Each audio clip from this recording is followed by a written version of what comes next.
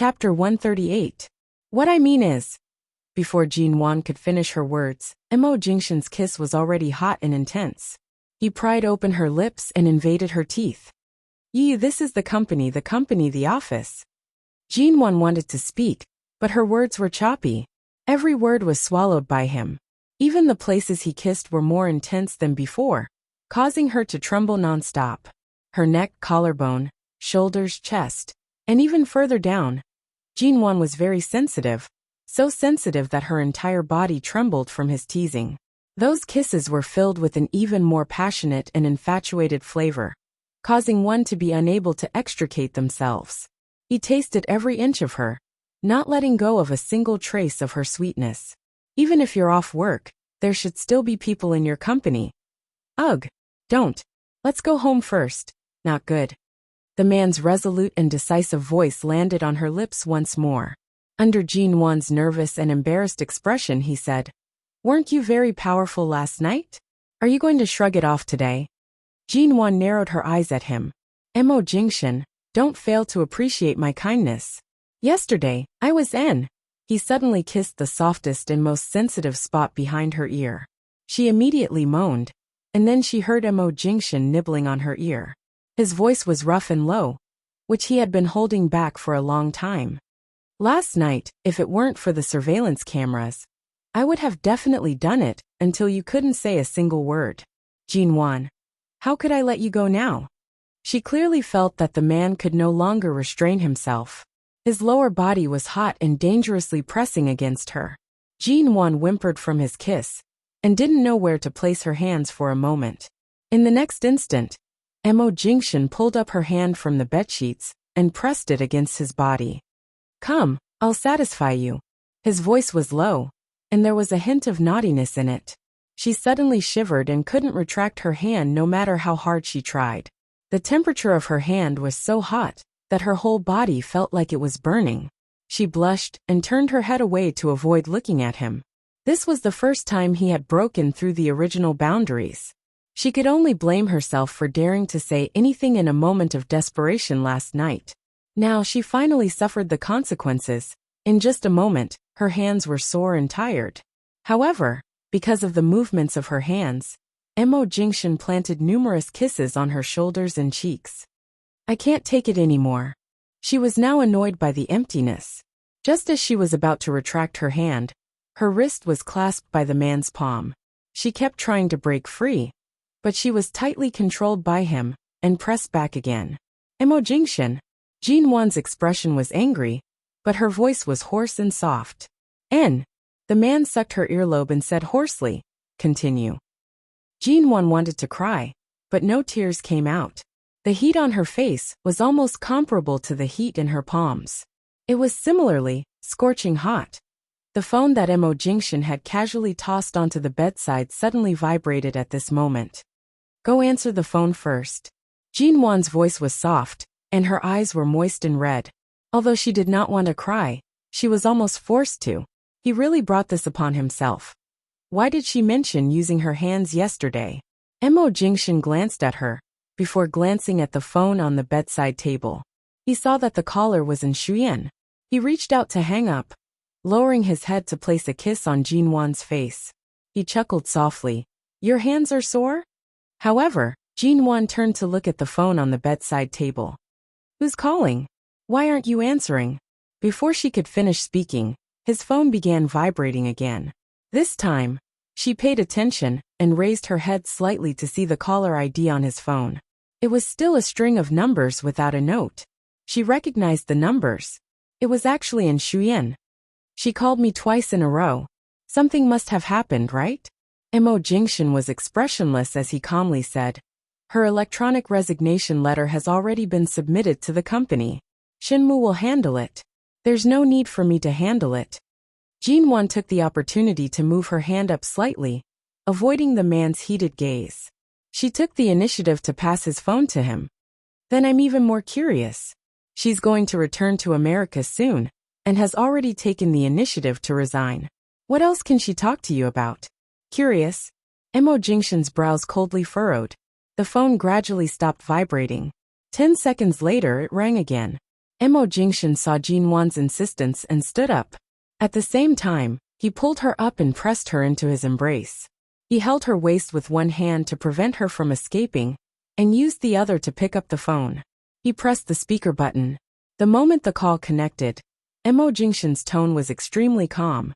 "What's the matter?" And Shuyan was silent for a moment. After a moment she softly said, "CEO Mo, I've just received my resignation letter." The speed was very fast. "Did you approve it?" The man was indifferent. It was Shin Mu. The other side of the phone was silent for a long moment before Shuyan's slightly soft voice came through. "You don't even plan on handling my resignation letter. You're really heartless and cold to people unrelated to you." Jin Wan sat on his lap, watching the man's cold and indifferent face. Only now did she feel that the Mo Jingshan that others said was hard to approach was true. Mo Jingshan remained extremely cold. "When you came, you didn't ask for my permission. When you leave, there's even less of a need to wait for my approval." And Shuyan instantly tightened her grip on the phone. What he meant was that her coming and going had nothing to do with him.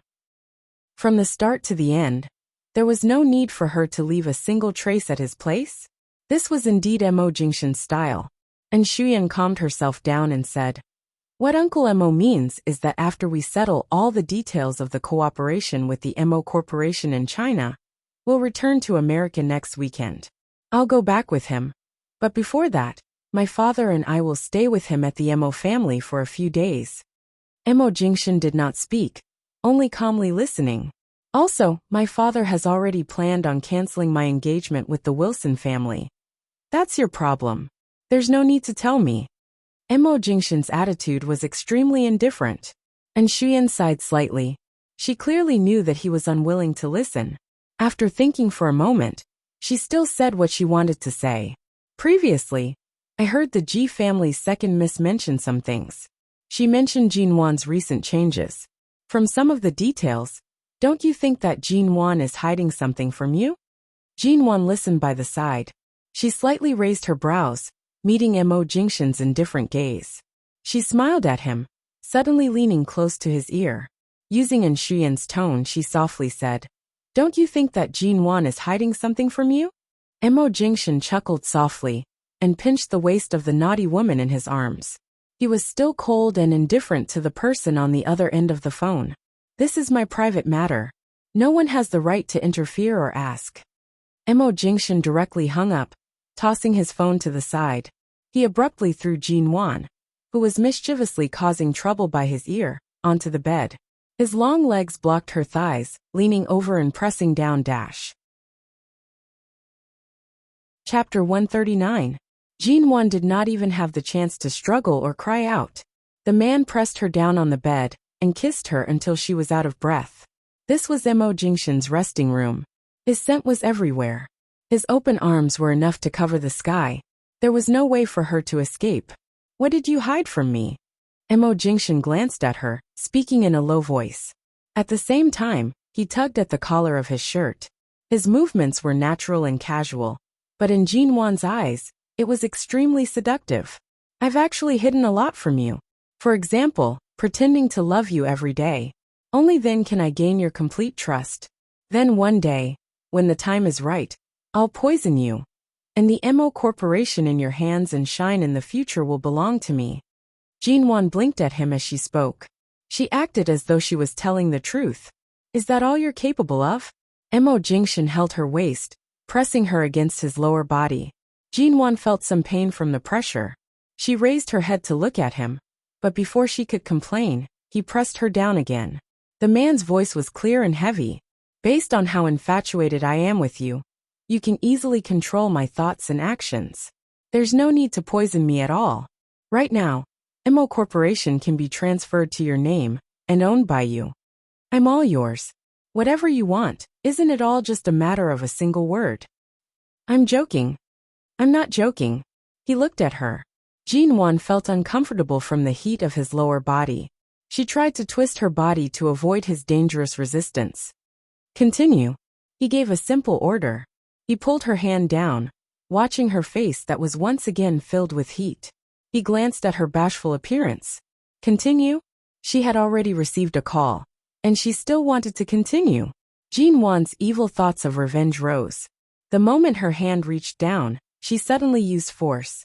After Mo Jingshan let out a muffled groan, she paused. In an instant, it was as though she was inspired. She was finally willing to act like a serious beginner, learning from the videos she had seen online. Continue. Mo Jingshan's breathing became increasingly hurried. Just as Jin Wan seemed to have grasped his sensitive spot and began to exert more force, he held the back of her head with one hand, forcing her to raise her head. He pressed against her harshly and bent down to kiss her heavily on the lips. Jin Wan could even hear his slightly uncontrollable panting. His other hand suddenly slid down her back to the back of her waist, caressing and teasing every inch of her skin before pressing into his embrace. I have indeed underestimated you. His voice was already tainted with a strong sense of lust. It was as difficult to restrain the strength and grace of his hand that was firmly pressed behind her head. Without giving Jin Wan any time to catch her breath, Jin Wan could only hear the crisp sound of the belt on his waist. She couldn't help but let out a low moan as her waist sunk in. Mo Jingshan's kiss left her neck. He raised his head and landed on her lips. His kiss was gentle and delicate. Jin Wan was afraid that she would make a sound. After all, this place was right next to his office. She turned her head away and bit her lip harshly. He lifted a strand of hair that had fallen over her shoulder and tucked it behind her ear. Remember my words, What are you talking about? I'm yours. The man's low and heavy voice exploded in her mind. Jin Wan abruptly opened her eyes and saw that in the depths of his eyes, only her reflection was imprinted. She was going to die. Was he using a big move on her? Jin Wan was already about to overflow. Because of his gaze, she suddenly moaned softly and raised her hand to cover her face. Mo Jingshan chuckled lightly. He pulled her hand away and brought it to his lips for a kiss. Knock knock. There was a sudden knock on the door of the break room.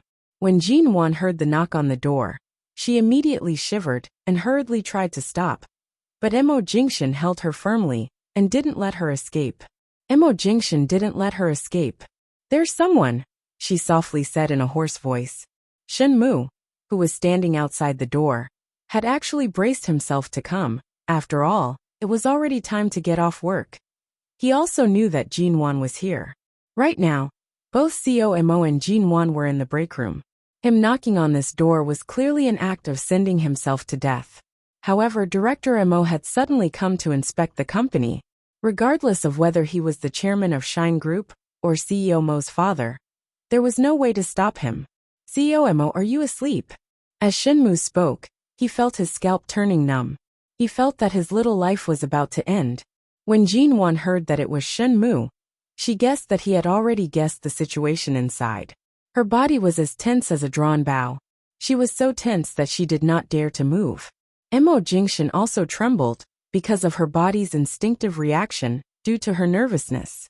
He abruptly lowered his head and bit down on her fair shoulder, barely holding back the moan that almost escaped his lips. What followed next was like a reward and punishment. Not only did the man's actions not stop, they became even more violent and impudent. Yet it was extremely comfortable. Jin Wan glared at him and could not help but moan softly. Outside, could it be that they had already heard it? While she was worried, she was also stimulated to the point that her entire body was trembling.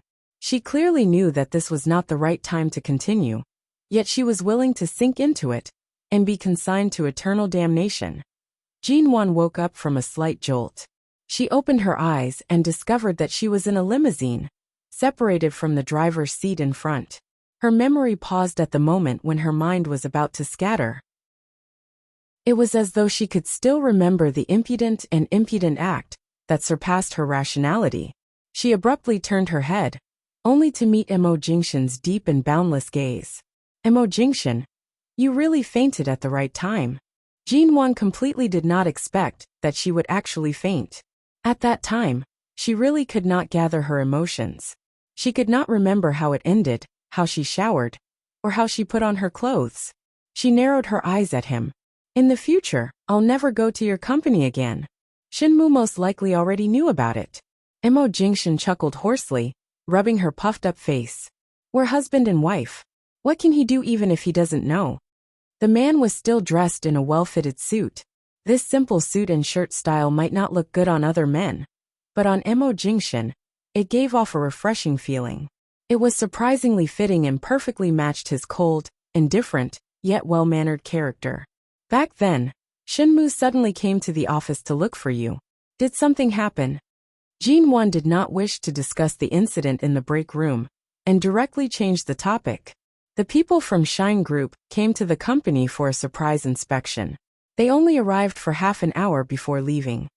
Mo Jingshan's hand slowly rubbed Jinwon's earlobe, a hint of a smile in his eyes. At that time, I had already carried you into the bathroom and soaked you in a daze. Chapter 140.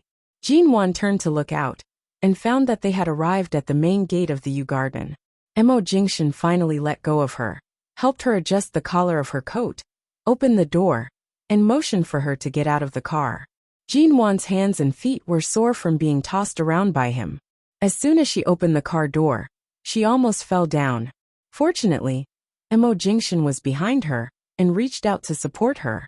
He quietly pressed her into his arms and glanced down at her. Receiving Jinwon's hateful glare, he immediately understood her situation, and the corners of his lips turned up in a triumphant smile. Previously, she said she would do it, but now she couldn't say a word. He really did it.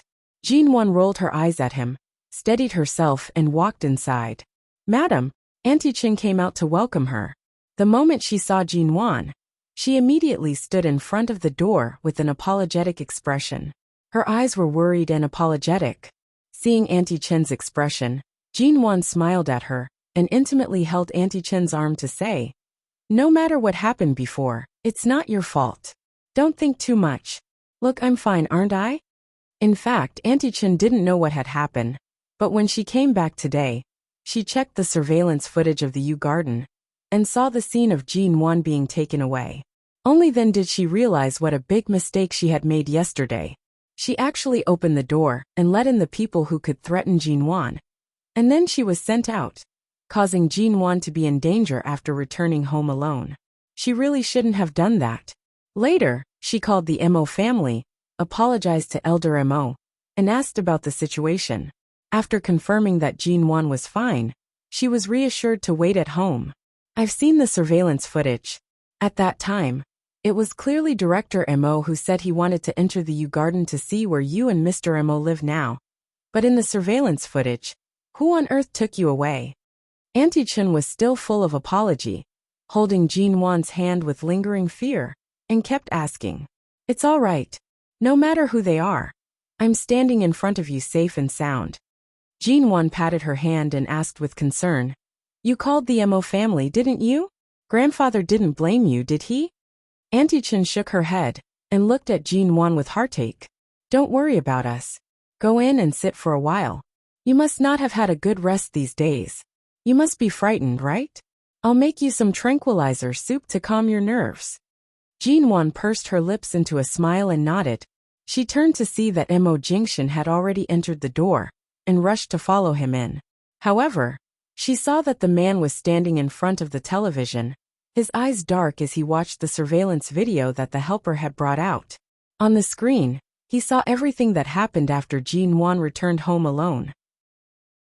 Jinwon could feel the cold and stern emotions in his dark gaze. She stared at the image on the television for a long time. She walked over and placed her hand in his, saying, "At the time, those two people didn't want to hurt me. Later on, I was only sent to one of Director Mo's private villas in High City. Aside from locking me up, they didn't do anything to me. After that, grandfather rushed over and took me away." After saying this, she asked the servant for the remote control and decisively turned off the TV. "It's true. That day, aside from being a little scared and worried about you, I wasn't hurt at all." Jinwon's warm and soft voice was close by his side. Her hand was still pressed against his palm. "Delete this surveillance video. Don't look at it anymore. If I made you feel the slightest bit scared, it was because I didn't do well enough." Mo Jingshan held her hand, his voice low and heavy. Jinwon dragged him back to the room. After entering the room, she hugged him and rubbed her face against his chest. She said softly, You didn't do well enough. In this world, there's no man who treats me better than you. You haven't rested. Don't think about it. Sleep early tonight, okay? The man lowered his head to look at her. His long and powerful fingers ran through her long hair, and his other hand wrapped around her waist, locking her in his embrace. Recalling the scene he had seen in the surveillance camera, he said in a low voice, "I'll sleep later. I'll accompany you for a while first." "I don't need to accompany you." He held her and sat on the edge of the bed. He pressed her head against his shoulder and snuggled up to her. Jinwan buried her head in his embrace. Previously, she thought that she would not be able to sleep well for several days after returning to the Yew Garden.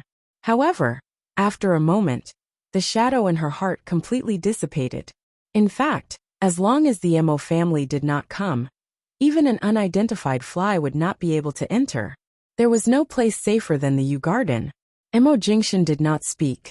She knew that his current mood was affected by the surveillance video earlier, and did not break the silence. She reached out to hold his hand, and gestured with her own hand in his palm. Time passed bit by bit.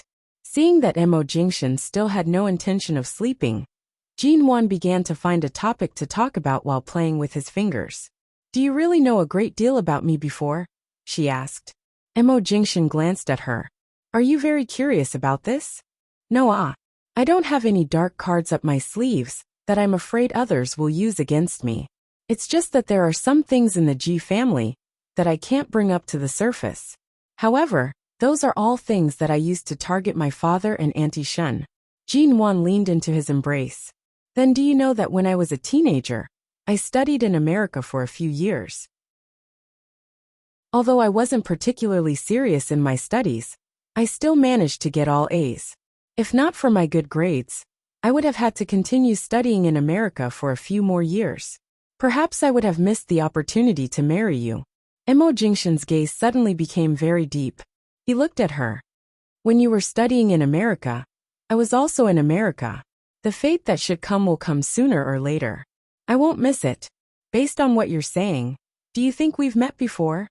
Jinwan raised her head to look at him. Mo Jingshan's brows moved slightly. He smiled meaningfully, and suddenly lowered his head to kiss her. "Why did you suddenly kiss me?"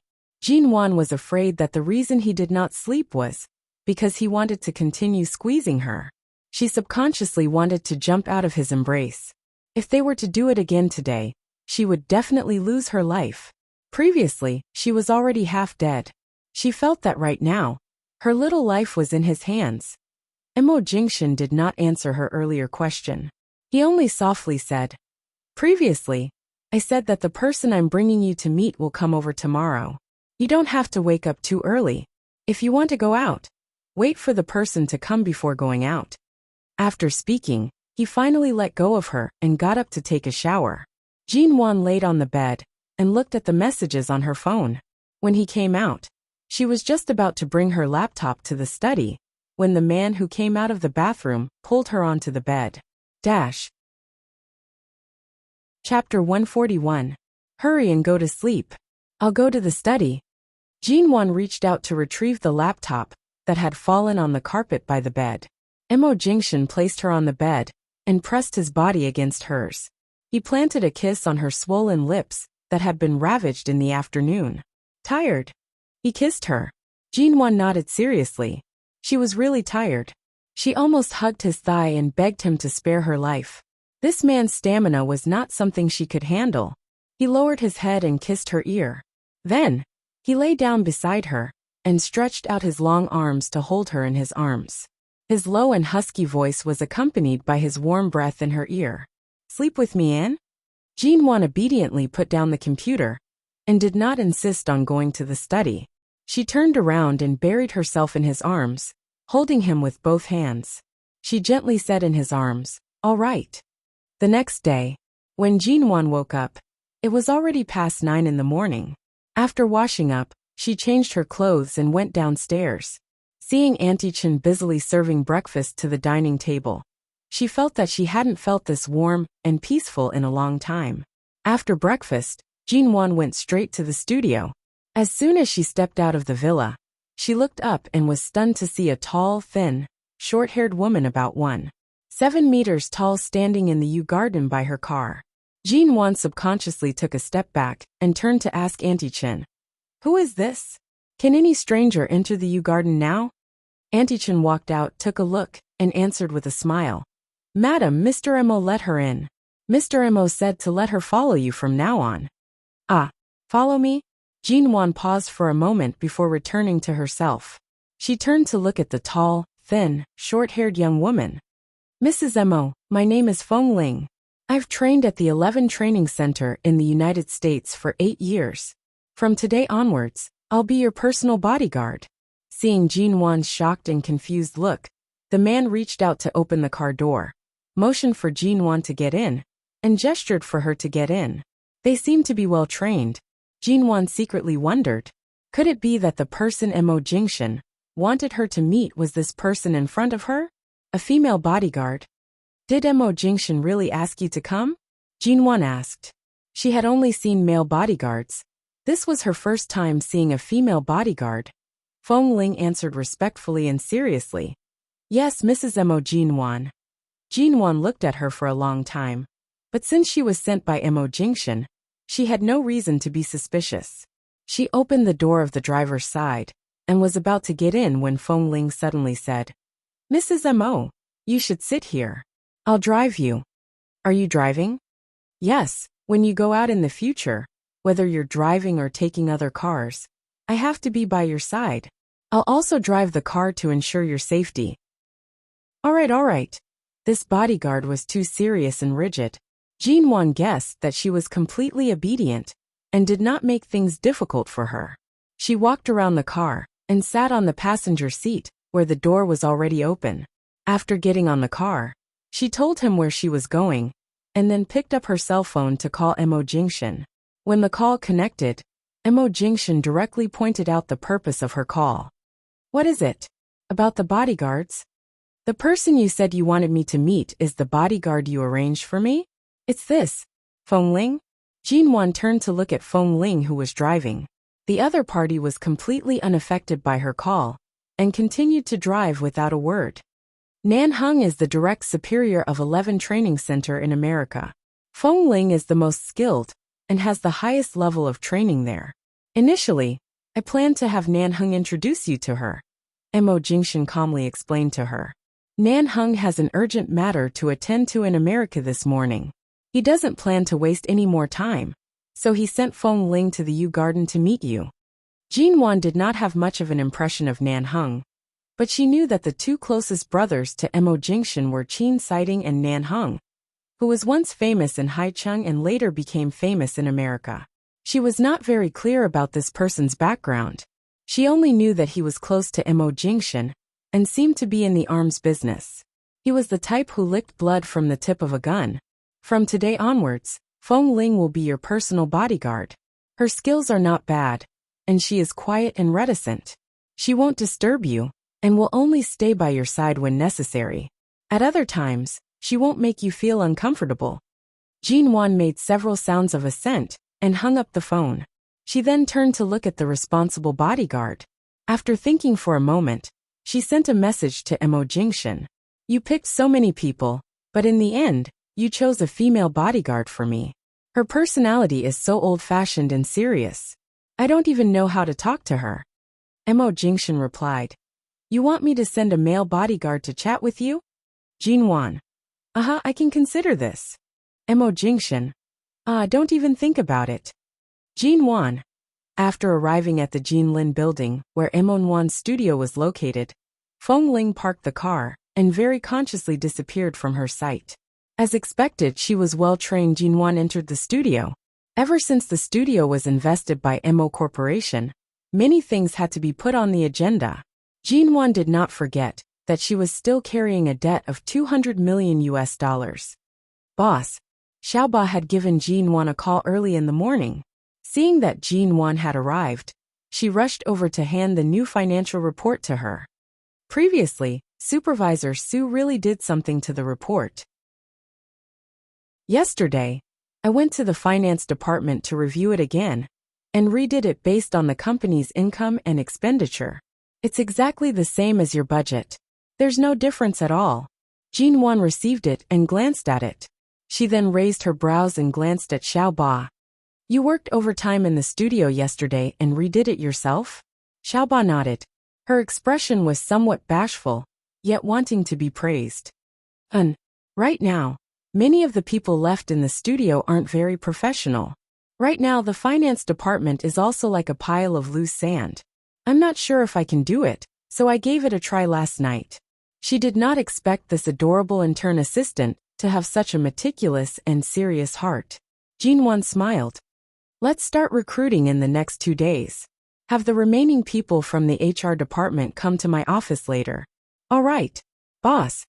Xiao Ba's face was filled with excitement as she turned to leave. Jin Wan suddenly reached out to tug on her collar. Why are you so excited? Xiao Ba turned back and pushed her glasses. She grinned and said, because our studio now has an investment of $200 million. All of the construction projects can continue as normal. Furthermore, we have such a huge backing like MO Corporation.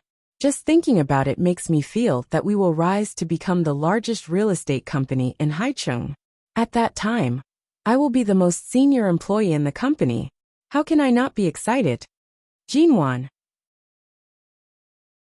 Chapter 142.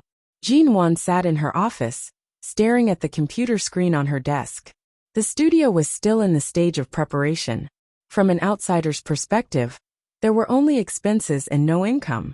No one knew what Jin Wan was planning.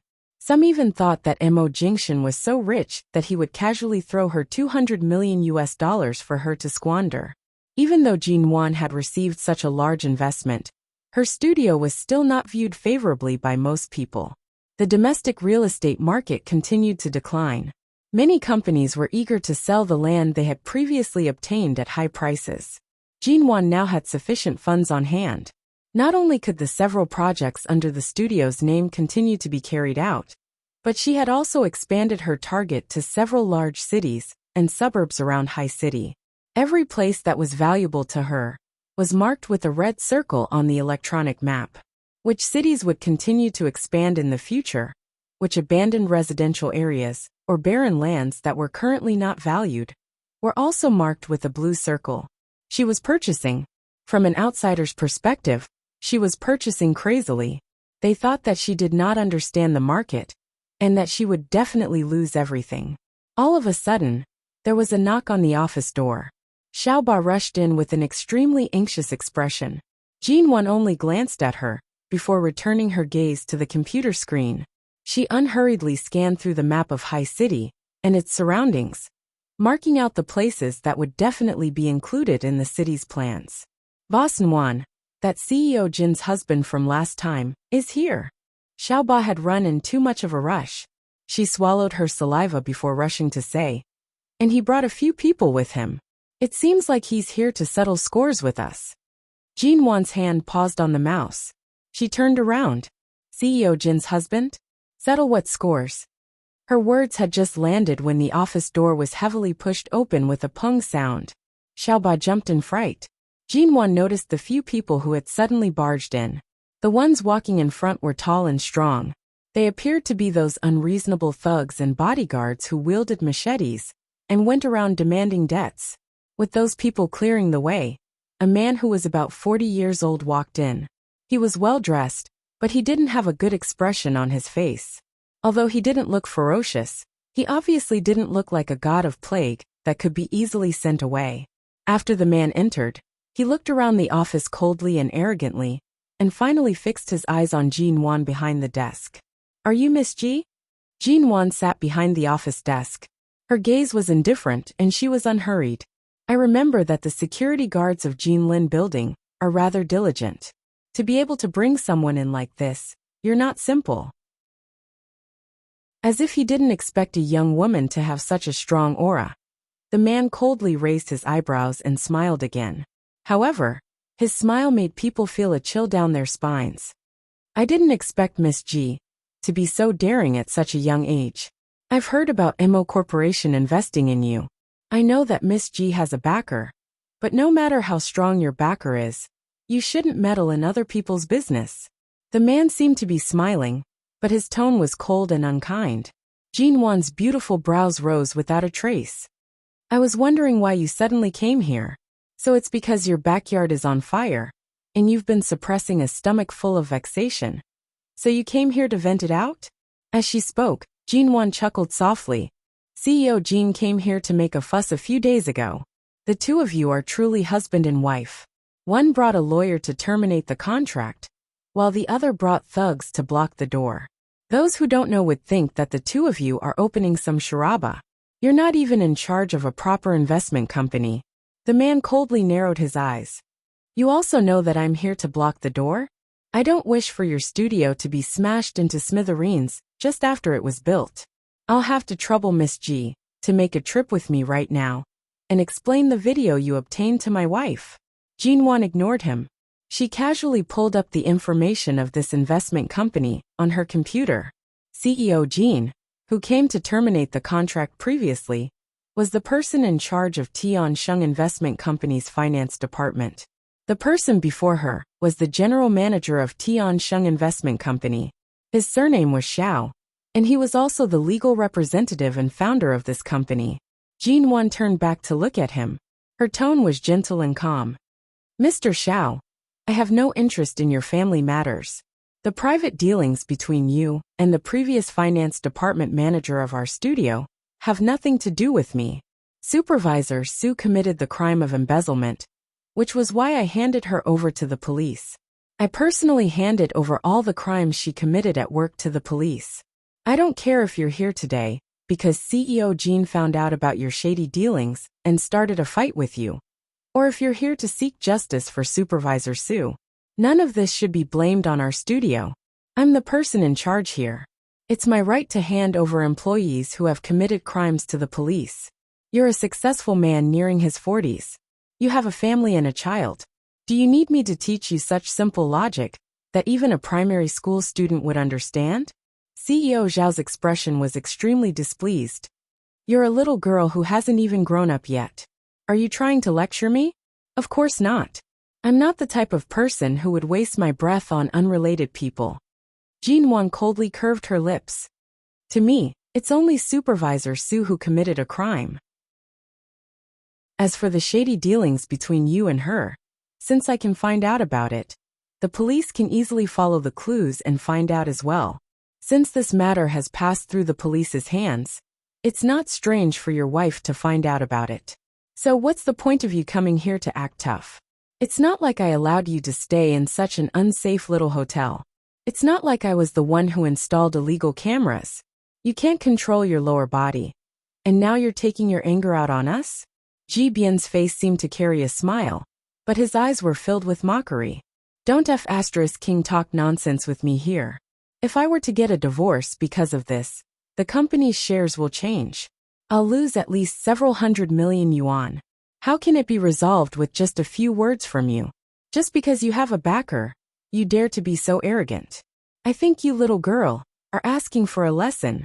CEO Zhao's expression suddenly turned cold as he gave the thugs a look.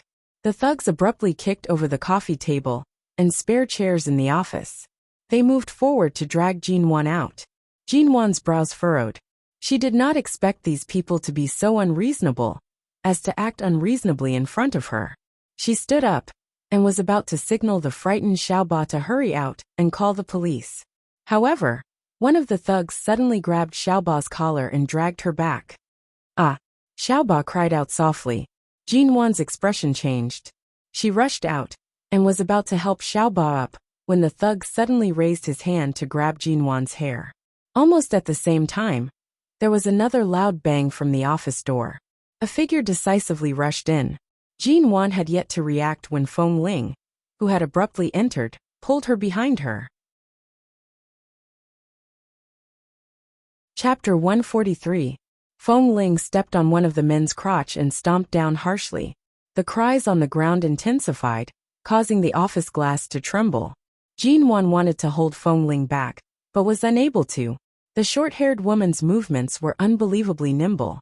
In an instant, CEO Xiao, who was standing by the side in shock, was kicked in the face. He fell to the ground pathetically, and half his face turned green. There were two more thugs behind them. Seeing this, They immediately rushed over while cursing.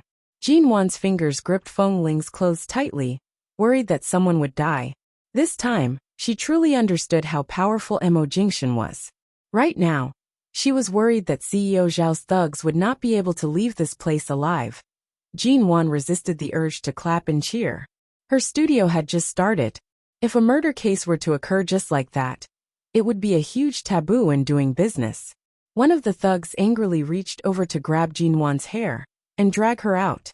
The moment his hand approached Jin Wan, Feng Ling raised her leg and kicked him. It was as though no matter who the other party was, as long as they dared to touch Jin Wan, she would not be polite. Feng Ling directly injured the two men's legs. She could vaguely hear the sound of their kneecaps breaking. Jin Wan's back trembled. She then saw that the two men's manhood was about to be destroyed under Feng Ling's feet. Wait! Don't kick them! Jin Wan rushed to grab Feng Ling's arm. There's a police station near this building. Call the police to come and take them away. There will be people who will teach them a lesson. This country isn't like your overseas training base. Don't kill them. Feng Ling's movements finally paused. Her expression was cold and vicious as she glanced at the trash rolling on the ground. She originally thought that since Jin Wan was in the studio, and there were security guards in this building, she would be fine as long as she did not go out. She took some time to buy a bottle of water. However, the moment she returned, she heard screams and the sound of things being kicked over. She rushed in to see that Jin Wan was almost injured by those people. Feng Ling did not speak. She moved her foot away from the man's manhood and retreated behind Jin Wan, maintaining a distance that would not hinder her, but ensure her safety. Jin Wan helped Xiaoba up. Are you all right? Xiaoba shook her head, looked nervously at the person behind Jin Wan, and whispered, Boss, she's amazing. Jin Wan smiled. Previously, she had doubted how capable this female bodyguard was. As it turned out, his suspicions were unnecessary. He really shouldn't have. Since she was someone Mo Jingshan had specially selected to be by her side, how could she not be powerful? The police arrived very quickly. When they took the thugs away, President Xiao was also dragged up in a sorry state. Jin Wan specially asked the police officer in charge of the previous incident. She confirmed that the video of CEO Xiao and Supervisor Su having an affair outside had been discovered by them after their investigation, and that it was not someone from her studio who had nosily handed over the video on her computer. Only then did she feel reassured. As long as these things really had nothing to do with the people in her studio, she was too lazy to ask again. When President Xiao was brought away, he heard Jin Wan's conversation with the police officer. He was slightly vexed, and his expression was difficult to calm down. It was clear that he had already been disturbed at home. A man who originally had good looks and a good family background was beaten black and blue by a female bodyguard in the blink of an eye. Right now he could not even raise his head. He could only glare at Jin Wan with indignation. In the end, in the next moment, he was held down by the police and brought away. In the evening, Jin Wan went to the construction site under the studio's name and returned after an hour. In the car, Jin Wan sat in the back row, supporting her head with one hand as she read the documents in her other hand. When she heard her phone ring, she picked it up and listened to the report from the HR department. Right now, she had a good understanding of many industries and market trends in the country. She could also guarantee that in the future, the studio would be able to expand. In time, it would definitely become the largest real estate group in the country. However, making money from doing business and managing a business were two different things. Right now, because the studio had received far more investment than expected, the amount of land and real estate she had to purchase would also increase. The studio needed to expand, and the HR department, finance department, and other departments had countless things for her to worry about every day. Jin Wan vainly hoped that in this life, she could stand at the peak of both love and career. However, although she had previously studied in America and had a good degree, she did not have a major in business management or business operation. Even if her brain and foresight were sufficient, she was still somewhat lacking in management. She had only just started, and she was already in a terrible mess. These 2 days, Xia Tian had sent her a message saying that she would come to her studio to help after being discharged from the hospital. However, this was still not enough. Jinwan supported her head with her hand and placed her phone aside. She turned to look at the darkening sky outside the car window. At night in the U Garden, with Auntie Chen's dinner, Jinwan most likely would not have the opportunity to see Mo Jingshan personally cook for a while. On the dining table, Mo Jingshan's chopsticks had just reached over, and Jinwan's chopsticks accidentally bumped into it. He glanced at her and used his chopsticks to pick up another dish. Jinwan's chopsticks followed. Like this, the chopsticks fight for a long time before Mo Jingshan finally put down his chopsticks. His deep, dark eyes stared unblinkingly at Jinwan, and there seemed to be a faint smile hidden in his eyes. The man's hand was casually placed on the table, and his posture was leisurely. It was a stark contrast to Jinwan, who seemed to have something on her mind. Something on your mind? His slender fingers picked up the dishes in front of him, placing them in front of Jinwan in case she could not reach them. Jinwan finally returned to herself.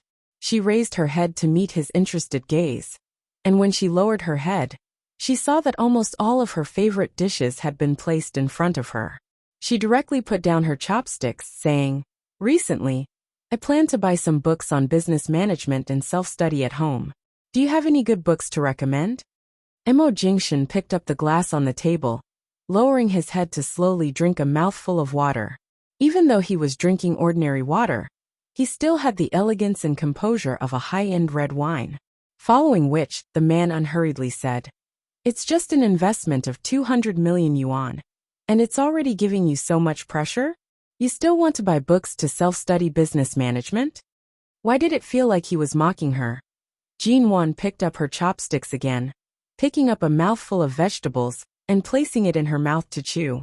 She unhappily said, "Why do I feel like the great COMO is looking down on me? Only you can turn 50 million yuan into 3 billion yuan in 3 years. Can't I be better than you?" Chapter 144. Jinwan pursed her lips. "No, I'm only suitable to be your wife. It's fine to be kissed, hugged, and raised up by you. If you were to be my tutor, I'm sure you'd scold me until I develop a fragile heart." The smile on Mo Jingshan's handsome face deepened. He reached out to ladle a bowl of soup for Jinwan. "How could I possibly scold you?" That's right, he wouldn't scold her. Wasn't using his actions to make her cry from night to day a more brutal punishment? "Eat first. Don't sit there in a daze," Mo Jingshan reminded. Jinwan picked up the bowl and began eating. She quickly and decisively finished her meal before running upstairs into Mo Jingshan's study to look for books. In the end, after searching for a long time, she could not find the books she wanted to read. Instead, they were mostly famous business cases and books in various languages. The rest were mostly files from the company temporarily placed at home. Unable to find them, Jinwan gave up on his study. She turned around to leave when she saw the man standing by the study door. The light in the study was not particularly bright. Mixed with the moonlight shining in from the window, it made him appear like a cool breeze and a bright moon. However, he appeared slightly mysterious. "What are you looking for?" He entered and reached out to hold Jinwan's back, pulling her in front of him. His fingers gently caressed her hair and slender back. His warm breath landed on Jinwan's cheek, warm and ambiguous. Jinwan thought in her heart, as expected, she couldn't let Mo Jingshan be her tutor. Otherwise, whenever she looked for him to study, he would flirtatiously throw her onto the bed for a while. It would really affect the progress of her studies. "I thought there would be books on business management in your study. In the end, there isn't a single one. I don't read those things. Of course there aren't any. Thus, some geniuses were born with it. Managing such a large company, and still managing it in an orderly manner. When Mo Jingshan took over America's Shine Group in the future, he would most likely be just as skilled or even more skilled." Mo Jingshan's cell phone rang. Jinwan did not delay him from picking it up. She turned back to his study and brought out a classic English book with business cases to read. When he returned from the call, the man carried her, who was reading on the bed, onto his lap.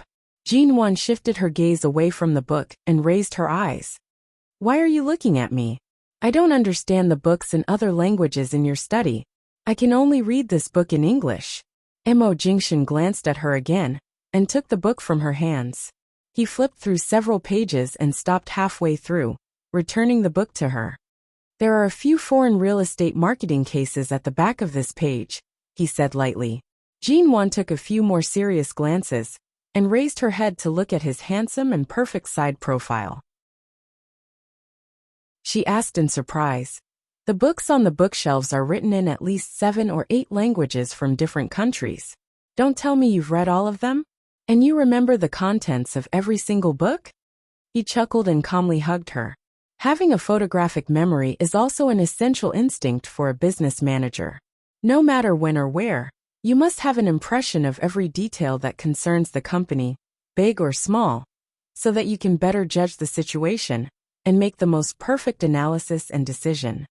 Jinwan raised the book. You're going to teach me now? If you can maintain your gentlemanly attitude, I can consider letting you be my tutor. Mo Jingshan held back his laughter, caressing her face. I've slept with you countless times inside and out. Now you want me to be a gentleman? Lying to myself is not the attitude a business manager should have. She could not win against him. Jinwan lowered her head to continue reading. Even when night fell, she was still staring at the book on the bed. Mo Jingshan pulled her under the blankets and lightly said, "Grandfather just called. He asked us to return to the Mo family home for a night the day after tomorrow. Why are you suddenly going back? Is there something?" Mo Jingshan brought Jinwan into his embrace. And Shuyan and her father will be staying at the Mo family home as guests for the next few days. Their flight back to America has already been booked. Although grandfather does not plan on having too much of a relationship with the Yin family, as the head of the Mo family, he still has to be polite. He asked us to go back for a meal as a farewell. Why do I feel that this isn't a request grandfather would make? Jinwan raised her head to look at Mo Jingshan's expression. Mo Jingshan rubbed her head. You saw through it, but didn't say it out loud. You're smart. With me around, no matter if it's the Mo family or the Ji family, no one will dare to eat you. Jinwan bit down on his chin. It's already good enough that I didn't eat in Shuyan. Who can eat me, ah? Mo Jingshan bit back on her lips. I can eat. Jinwan raised her head to continue biting him. The two of them bit for a long time. Jinwan's breathing became more hurried. In the end, she hurriedly called for a stop and did not move around under him. Mo Jingshan's hand held her slightly cold feet under the blankets. His brows furrowed slightly. Your feet are so cold. It's almost mid-autumn. The weather outside is only a few degrees above zero. Every year, my hands and feet are always cold at this time. Jinwan allowed her feet to remain in his palms and did not pull them out. I heard from the elderly that when your hands and feet are cold, it means that no one is hurting you. Mo Jingshan kissed the corner of her lips. Haven't I doted on you enough? Jinwan had only said it casually, but in the blink of an eye, she was instantly killed by his words. She could not retort back and simply moved her feet in his palms. In an instant, they were held by him again. I won't torment you anymore. Rest early.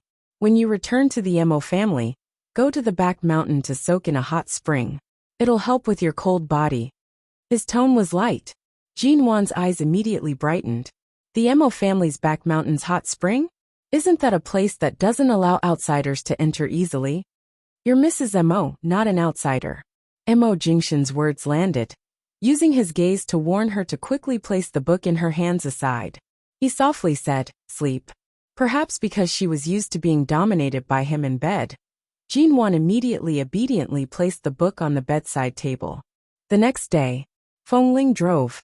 Jinwan sat in the car and browsed through the news on her phone. She suddenly saw the news of Haicheng Tiansheng Investment Company being taken down. Even if the police were to interfere, their actions would not have been so fast. Furthermore, with money, even the devil would turn millstones. If CEO Xiao and CEO Jin both wanted to protect the company, they could bear with each other and turn the big problem into a small one. The police would not be able to continue interfering. Now that this company had suddenly been taken down, it was equivalent to closing down overnight. Jinwan's fingers paused on the screen. She turned to look at Fengling, who was driving. Yesterday's matter, did you tell Mo Jingshan? Feng Ling focused on driving while replying, yes. No wonder. Mo Jingshan was really too black-bellied. Last night he did not make a move. In the end, this company actually quietly died in his hands. Dash.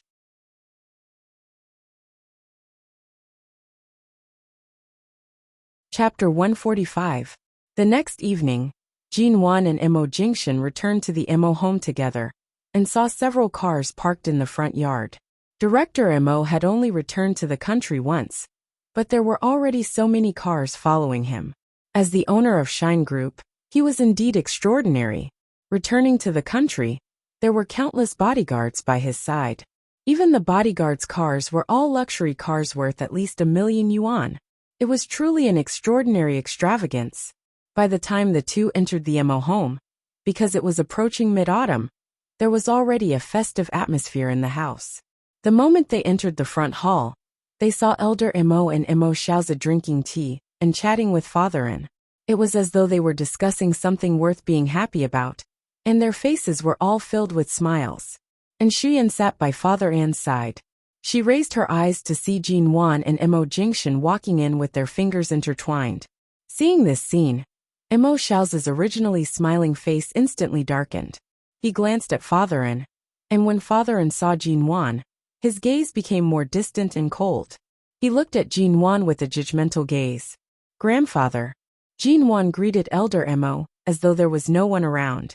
Her expression was natural, and she was not swayed by those people's gazes. She then calmly looked at Mo Xiaozi, whose expression was not very good. Dad. Mo Xiaozi coldly retracted his gaze, and did not even make a sound in response. Jin Wan did not feel awkward. She smiled at Father and Mr. An. Hello. I'm Jingshan's wife. My name is Jin Wan. After all, Jin Wan's attitude was neither servile nor overbearing. No matter how unhappy Father An was, he could not show it as obviously as Mo Xiaozi. Furthermore, Elder Mo was sitting by the side with a smile. No need to be polite. Miss Ji, please sit, Father An replied. And Xuyan also revealed a polite and mild smile. She looked at Jin Wan, and then at Mo Jingshan. Mo Jingshan handed the gift box that Jin Wan had bought on the way to the housekeeper, Uncle O, saying, Jin Wan heard that Dad and Uncle An are going back to the United States. She knows that it's hard to drink authentic domestic tea abroad, and she knows that Dad and Uncle An have a hobby of tasting tea for many years, so she specially bought a few boxes of Bai Luo Chun before coming here. There was obvious dissatisfaction on Mo Xiaozi's face, but after all, now was not the time to instigate Jin Wan in private. Seeing that Jin Wan had been so natural and polite since she entered the door, he could not find any fault with her. He frowned slightly and coldly answered, and leave it. Just as Uncle O was about to take the boxes of tea they brought to the back, Elder Mo suddenly looked back and raised his eyebrows. Is it Dongting Bilyuekun? This is indeed an authentic good tea that is hard to buy overseas. I haven't drunk Bai Luo Chun in a long time. Quick, brew the tea that Ji last brought. I want to taste it first. Okay, Grandpa. Uncle O answered and left. Ji lass, don't just stand there. Why are you still standing in front of your own house? Come and sit with Grandpa. Elder Mo waved to Jin Wan again. Jin Wan walked over with a smile, exchanged a look with Mo Jingshan, and sat down next to Elder Mo. Speaking of which, this is the second time I've seen Miss Ji. At this time, Father An suddenly spoke, looking at Jin Wan inquiringly. That day at the dinner party of Shine, I didn't have a chance to talk to Miss Ji. I only remember that Jingshan took you upstairs. Was Miss Ji not feeling well at that time? Almost everyone present knew what had happened to Jin Wan that day. Mo Xiaozi, the initiator of the incident, was sitting next to him, but Father An asked this question. He was clearly deliberately making things difficult for Jin Wan. Jin Wan smiled frankly. That day, I accidentally drank too much and fell asleep in the bathroom. If Jingshan hadn't found me, I would have slept in there all night. I was so shameful that day. Mr. An, please don't make fun of me. Elder Mo, on the other hand, laughed by the side. The others naturally could not laugh. Her reply was too magnanimous. It was like a child who had accidentally drunk too much and was sticking out her tongue to beg for forgiveness in front of her elders. However, she avoided being instigated. This caused Father An to involuntarily narrow his eyes. Mo Jingshan's gaze carried a smile, and his tone was calm as he spoke. The small matters between husband and wife really shouldn't be brought up to the table. She usually doesn't have many opportunities to drink, and her alcohol tolerance is indeed poor. That night, she only drank a few glasses of champagne before finding a place to sleep. It took me a long time to find her. A few glasses of champagne, and you're already drunk. Miss G's alcohol tolerance is indeed not good. Father An also smiled, but his smile did not reach his eyes. Mr. An, you really are making fun of me. When I was young, I often took medicine. During those years, I was allergic to alcohol. After I grew up, I was no longer allergic, but my father never allowed me to drink. My temper is a little stubborn. I feel that if others can drink, I can also drink. Thus, I often find opportunities to secretly drink a few glasses. But every time, I'm a complete drunk. She smiled as she spoke. Jing Shun is also always controlling me. That night, I secretly hid by the side and drank a few glasses. In the end, I almost made a fool of myself. Jin Wan lowered her brows as though she was very embarrassed. These few days, Jing Shun has been nagging me quite a bit. In the future, he most likely won't allow me to touch a single drop of alcohol. He's even stricter than my father. Father An's smile faded slightly. His eyes coldly stared at Jin Wan, who had been smiling the entire time. He was already somewhat unhappy, but he did not say it out loud. For a man to control his wife like this, to the point that he would constantly watch over such a small matter like drinking, the underlying meaning was that Mo Jingshan really cared about Jin Wan. Mo Xiaozi could hear that Jin Wan, this clear-headed little lass, was purposely putting Father An in a bad spot. His cold voice abruptly rang out. If your alcohol tolerance isn't good, then don't come out and walk around. After all, you still have the title of Mrs. Mo on your head. If there's a day when you drink a few drops of alcohol in public, you won't only be throwing away your own face. The moment Mo Xiaozi's words came out, before anyone else could speak, Elder Mo immediately glared at him. What are you talking about? That G-brat, no matter if she's at home or outside, no one can find any fault with her actions. Mo Xiaozi's sharp gaze turned cold. In front of everyone, being carried back to the room by Jing Shun in front of everyone. Isn't that embarrassing enough? In front of so many people, just whose actions are the most unpresentable. Mo Jingshan calmly spoke. His voice was cold. Do you really want to say it out loud here? Although Mo Jingshan's voice was clearly no different from his usual tone, everyone present could acutely sense the hidden undercurrent within. They only needed to be distracted for a moment, and it was as though they would be frozen into ice by his silent, biting coldness.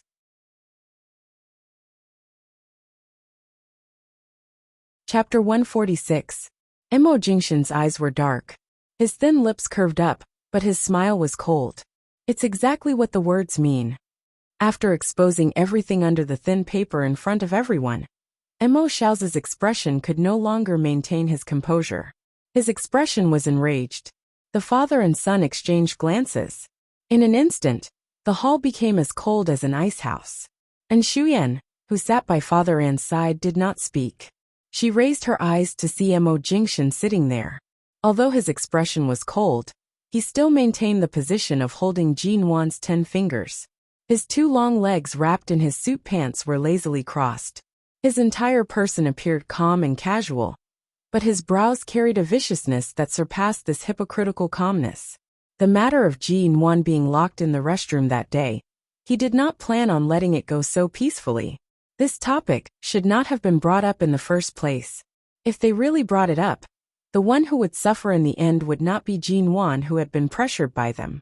Just as Mo Xiaozi was about to open his mouth in anger, and Shuyan warmly suggested, Grandfather Mo, I heard that the back mountain of the Mo family has a spring that was dug out 100 years ago. It's connected to Haicheng's dragon vein, and is a natural 4-colored hot spring that is rarely seen in the country. Before returning to America, would Xu Yan have the luck to soak in this legendary Mo family hot spring? It was clear that Shuyan was trying to change the topic and pause this scene of colliding icebergs. Mo Xiaoza unhappily glanced at Jinwan. However, Jinwan only smiled at him. Unlike the sharp words she used in front of the hotel that day, in front of outsiders, she still had her own sense of propriety. Although this young girl appeared to be relying on Mo Jingshan's presence to protect her, her mind was clear, and she knew how to cooperate with Mo Jingshan. Every word, action, and action was perfectly coordinated. At this moment, Elder Mo was already smiling at Shuyan. It's just a private hot spring at home. It's not as amazing as you say. Grandfather Mo, you're too humble. The Mo family's hot spring has always been famous in the country. And Shuyan followed the elder's good mood and continued. I heard that frequently soaking in the Mo family's four-colored hot spring can cure 100 illnesses. It's all because it's been exaggerated by outsiders. The so-called four colors hot spring is actually the result of the Chinese medicine developed by the Mo family over the last few decades. As Elder Mo spoke, he stood up.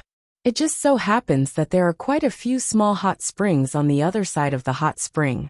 It's more suitable for you ladies to go together. Since Shuyan wants to go take a look, then let's all go soak in it today. As he spoke, Elder Mo continued.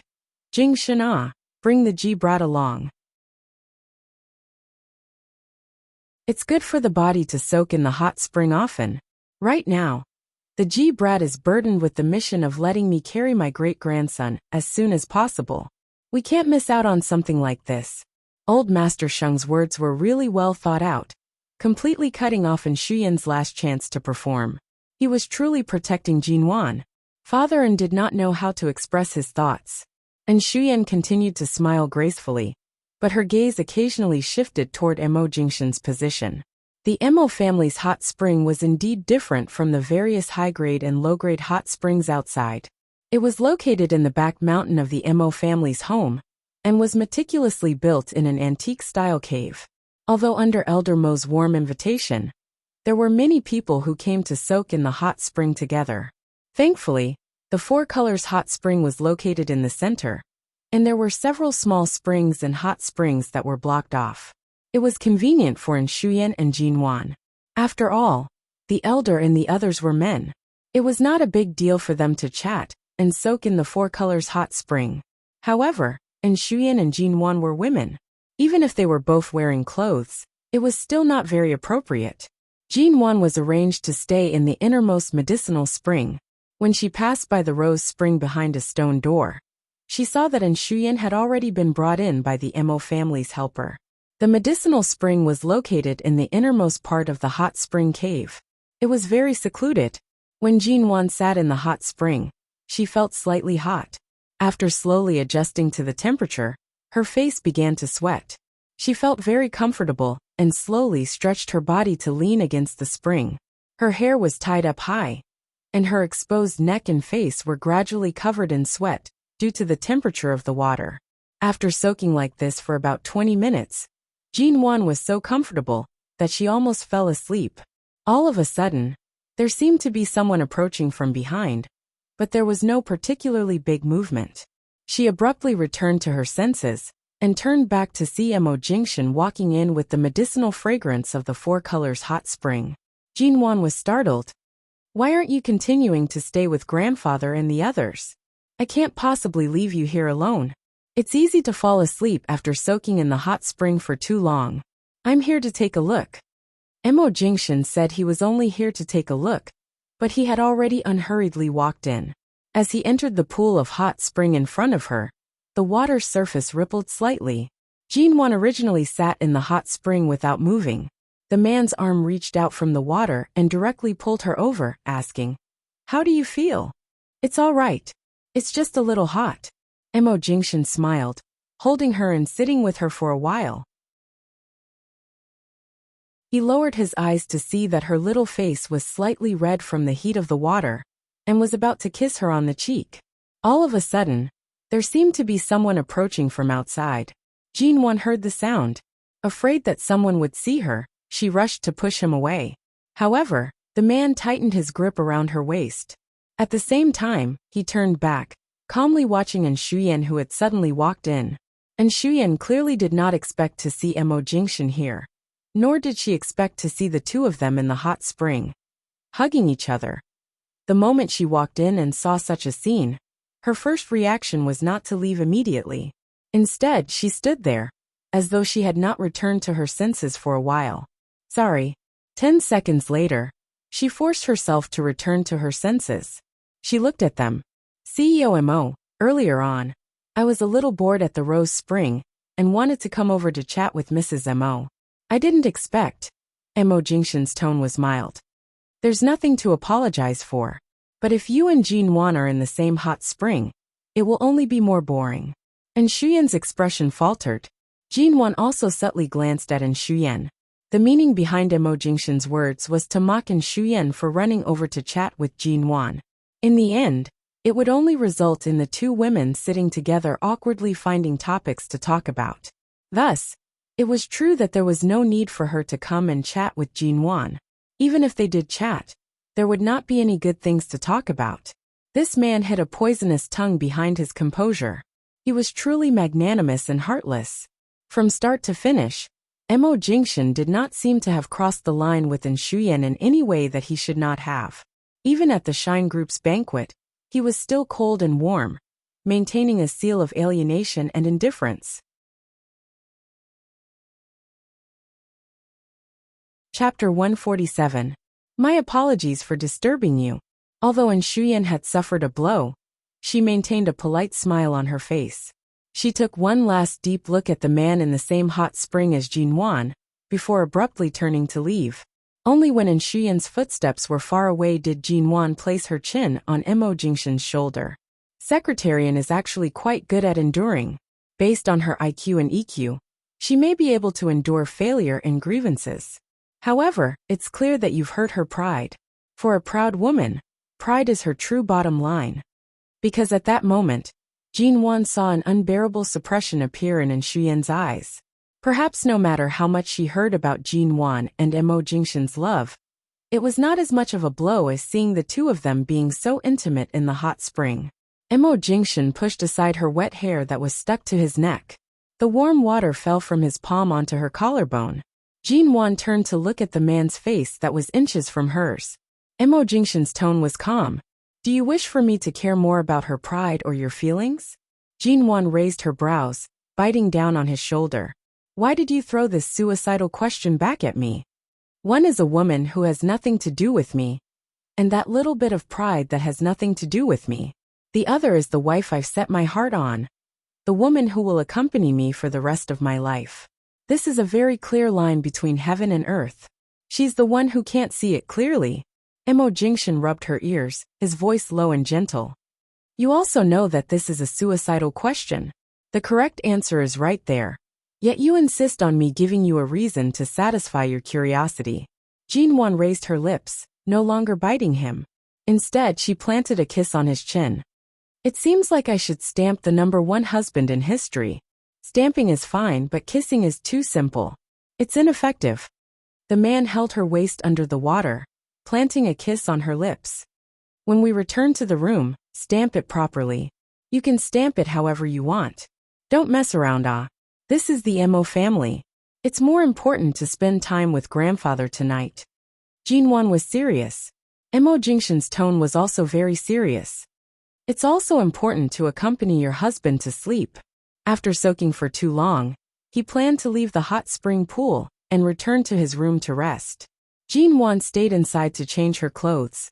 When Mo Jingshan stepped out of the small hot spring, Shuyan was still wearing the hot spring outfit. Her long hair fell behind her. Hearing the movement, she turned back to look at Mo Jingshan. President Mo, Shuyan stared at his handsome face. Even though he had just come out from the hot spring, it was still elegant and warm. This is the Mo family after all. We are guests here.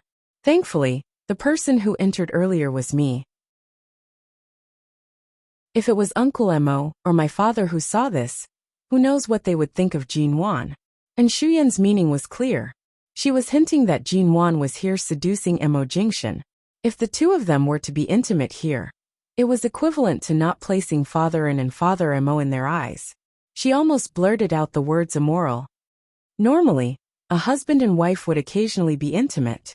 I didn't expect it to be an eyesore to miss, and Jean Wan had already changed her clothes and walked out.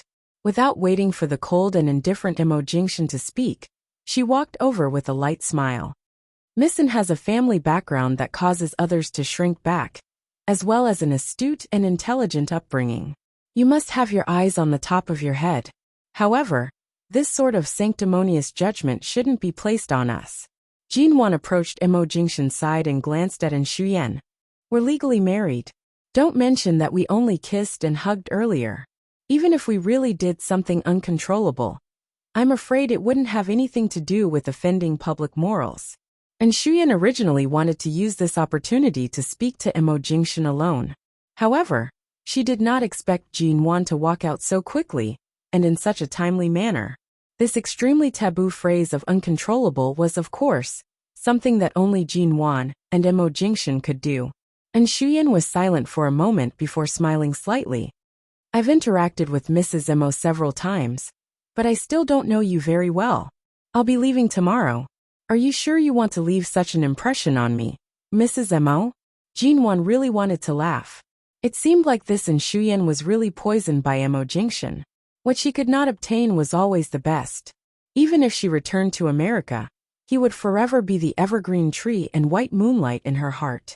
She would not allow any other woman to taint him. Missin, you should know what kind of person I am. From the first time you met me in the company, you've already thoroughly investigated my trump card. Furthermore, is the impression I leave on you that important? Jean Wan raised her brows and chuckled lightly. Missin, it's fine to be conceited, but don't be too arrogant and think too highly of yourself. Mo Jingxian coldly spoke. To Jean Wan, the Mo family is her own home. How she acts at home is her freedom. There's no need to hide it. And Shuyan looked at him and suddenly chuckled. I thought your feelings for Jean Wan were only due to the responsibility of marriage and a momentary passion. After all, for someone like you who is always calm and rational, when it comes to marriage and feelings, you will definitely consider the benefits of all aspects. I didn't expect you to be so serious about her. Mo Jingxian did not speak. His gaze remained indifferent, and Shuyan raised her head and looked at him. A person who stands too high is not suitable to give all of his feelings. You're so rational, yet you're willing to live such a life? Mo Jingxian did not plan to continue speaking with her. He held on to Jean Wan's hand and walked out. And Shuyan abruptly asked just as he was about to brush past them. Do you think that you'll be together with her for the rest of your life? I will. Mo Jingxian turned and looked at her seriously. His tone was calm and not abrupt, but it heavily struck Jean Wan's heart. Are you so sure that you won't divorce her? I'm sure.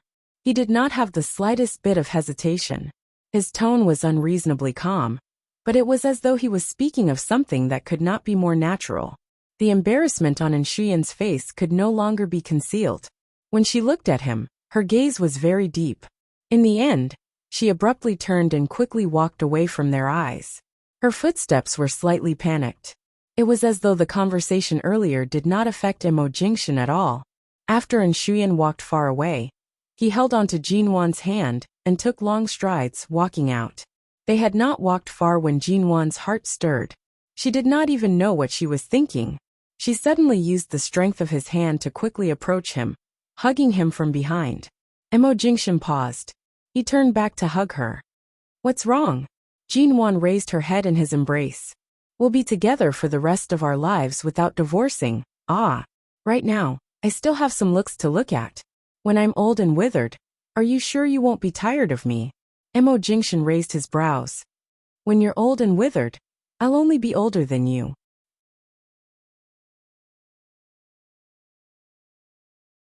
Chapter 148. Even if it's tofu, this flower of mine will only be planted on you. Seeing that Jean Wan was choked to the point of glaring at him, Mo Jingxian suddenly flicked her head. What are you thinking about? Don't be so dirty. He was clearly the dirtiest. It's about time. It's too stuffy here. Let's go out first. Mo Jingxian turned around. At this moment, the sound of Mo Xiaoza and Elder Mo's conversation could be heard from afar, accompanied by the sound of footsteps approaching. Where's Jingxian? After chatting for a while at the four-colored hot spring, He suddenly disappeared. He still hasn't returned. It was Mo Xiao's icy voice. Elder Mo calmly replied. Jingshan never liked to soak in the hot spring when he was young. He probably already left. Don't tell me he went in to look for Jinwan? The Yin family is still here. Yet that Jinwan dares to bother Jingshan. Just how disrespectful is she? Mo Xiaozi said as he walked over. His tone was clearly unhappy. When Jinwan heard this, she subconsciously pushed Mo Jingshan into a crack in the corner of the cave. The space here was very small, and could only fit 2 people. They had to stick close to each other to stand steadily. Her entire body leaned against him. When Mo Jingshan lowered his eyes to glance at her, she raised her hand to make a shu expression. Mo Jingshan did not plan to dodge at all. However, seeing this little woman's expression was too vivid, he allowed her to press him against the crack of the rock. He held her waist to prevent her waist from being hit by the edge of the rock. Right now, we can't be sure if Jingshan has already left. Jinwan probably isn't inside. Why are you still walking in? Elder Mo nagged as he walked. Besides, the reason why the young couple likes to stick together is because their relationship is good. You can't shake their feelings, yet you insist on forcefully interfering. Just what part of Jinwan is it that you don't like? I've always found this granddaughter-in-law to be very pleasing to the eye. Mo Xiaozi harumphed. Just based on the fact that the Ji family behind her can't compare to the Yin family, she's not qualified. Based on what you're saying, doesn't Jingshan need to marry a foreign princess to be qualified? Princess? Heh, even if you have status but no brains, you're still trash. Io, you've really deified Shuyan too much. From what I see, all young ladies who are caught up in the conflict of love are all the same. Not many of them are rational. I don't think she's as perfect as you say she is. The human heart is more or less still greedy. It's just that some people hide it too well. Elder Mo harumphed. The old man and Mo Xiaozi had already approached. Their words were right beside their ears, separated by a stone wall behind the crack. Just as Mo Xiaozi was about to walk past them, Jinwan instinctively shrank back, clearly squeezing Mo Jingshan. Mo Jingshan lowered his gaze to look at her vexed expression. Earlier, she had clearly wanted to hide, but now that she knew she couldn't, he smiled and glanced at her teasingly. The old man was walking in front. His eyes swept over the stone crevice. His gaze paused, and the walking stick in his hand suddenly fell to the ground, rolling 2 meters backward. Io, why did my hand suddenly slip? The old man spoke and turned around. I think Jingshan and Jinwan have already left. Stop looking, let's hurry out.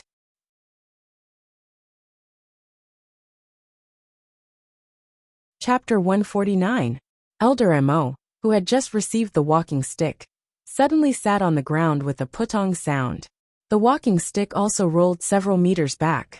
He scolded with a resentful expression. Your old man is already so old. After soaking in the hot spring for so long, my feet are already numb. I don't have any strength in my hands. Why are you looking for trouble for no reason? The more we walk in, the more stuffy it gets. Hurry and help me out. Seeing that the elder had already fallen to the ground, his acting was really too serious. Mo Xiaozi's expression was ugly. Even though he knew what was going on, he couldn't go any further. With a dark face, he picked up his walking stick and helped the old man, who was purposely groaning in pain, out. Only after the 2 of them had walked far away did Jinwan finally relax and lean against Mo Jingshan. Mo Jingshan sighed with a smile. Why are you hiding? Do you think he won't know if you hide here? He definitely knows. It's so obvious. It would be strange if he doesn't know. But it's still better than being caught on the spot, isn't it? Isn't this the same as avoiding his supercilious glare? Jinwan carefully poked her head out. After confirming that they had really left, she sighed. I didn't expect grandfather to be so good at acting. I also didn't expect you to be so good at hiding. Hiding in a place like this. Mo Jingshan brought her out from the crack in the rock. His words were clearly mocking the fact that the crack in the rock could not hide them at all. Jinwan retorted, Isn't it exciting? The man's eyes were fixed on her as he smiled. All right, let's hurry out. Otherwise, if Director Mo comes back later, it would be a waste of grandfather's Oscar-winning acting skills. Jinwan spoke as she held his arm and walked out. At the entrance of the hot spring in the back mountain of the Mo family, Mo Xiaoheng supported Elder Mo out. Seeing An Shuyan standing outside, he directly asked, Shuyan, how long have you been out? Have you seen Jingshen? An Shuyan's gaze was unmoved. She only glanced mildly at the entrance of the hot spring. Her mouth said, I haven't seen him. Mo Xiaoza did not miss the glance she had cast earlier. His sharp brows furrowed. Due to the elder's incessant iyo cries of pain, he could not go back to grab them. He could only support the elder and leave with a livid expression. Even when Mo Jingshan and Jinwan came out, An Shuyan still stood in the same spot. Jinwan's gaze landed on An Shuyan. An Shuyan only curved her lips indifferently at her, before turning to look at Mo Jingshan. Mo Jingshan calmly asked, What time is the flight tomorrow? An Shuyan's expression was no longer as obvious as it had been in the cave. She replied, It's very early. I'll probably have to leave for the airport at dawn. Mo Jingshan nodded lightly. His hand was still around Jinwan's waist, and he took her away without saying anything more. Comma was lit. Regardless of whether it was her past or past life, Jinwan had never walked on such a quiet path with Mo Jingshan. At this moment, the weariness and loneliness from her past life, as well as the pressure from Father Mo, seemed to have disappeared. The sound of the wind brushed past her ears. Jinwan suddenly held Mo Jingshan's hand tightly. The man sensed a slight change in her. His footsteps paused, lowering his eyes to glance at her. At the same time, Jinwan raised her eyes to smile at him. The little woman's smile curved her eyes. Mo Jingshan looked at her. What's wrong? Jinwan shook her head mysteriously. Women were often emotional creatures. No matter how many lives they had lived, they were no exception. She was only thinking about what he had said earlier. They would be together for the rest of their lives. There would be no divorce. Jinwan tightened her grip on his hand. It was late at night. After all, she had soaked in a hot spring with Chinese medicine. Although it was good for the body, it was normal to feel thirsty. Jinwan was still awake at 11 o'clock. Mo Jingshan was lying by her side, leaning against the headboard. He was reading an email on his phone. Jinwan did not disturb him. She lifted the blanket and got off the bed. She only said, I'll get someone to boil some hot water for us to drink. She then put on a coat over her pajamas and left the room with light footsteps. She was not particularly familiar with the Mo family home. Originally, there should be a helper downstairs who would occasionally come by to see if they needed anything. However, when Jinwan went downstairs, the helper was not around. Jinwan walked out. From afar, she saw that the lights in the front hall were still on. She guessed that the helper would be there and walked over. However, when she entered the front hall, she did not see any helper. She only saw Mo Xiaoza sitting on the sofa with an unpleasant expression. His brows were slightly furrowed. Dad. Jinwan saw that his complexion was very bad. It seemed like he was not feeling well. Although she did not want to receive his cold gaze, she still walked over.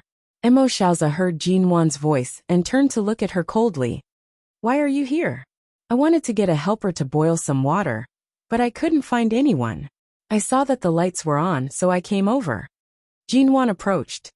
Where are you feeling unwell?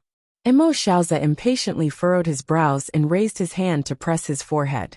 His tone was neither cold nor warm as he said, I'm getting old and can't stand the hot environment. I soaked in the hot spring for too long and had a headache for the entire night.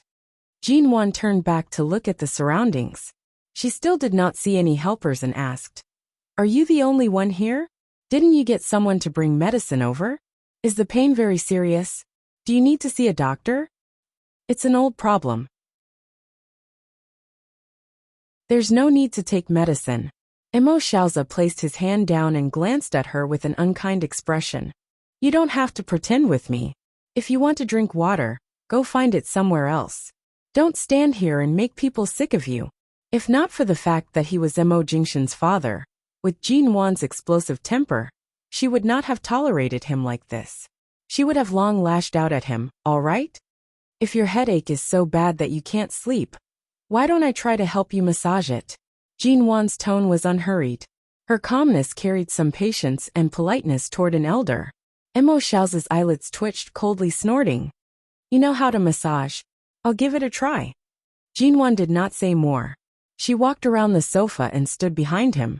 Without waiting for Emo Xiao to coldly reject her, her fingers had already gently pressed against his head. She found the acupuncture point on his head and slowly increased her strength. Emo Xiao was silent for a moment. He did not say more, nor did he ask her to scram. He only sat there coldly. A moment later, he narrowed his eyes and said, You know how to do this? My dad often has headaches, so I've learned a little. It's just that I've never had the chance to help him.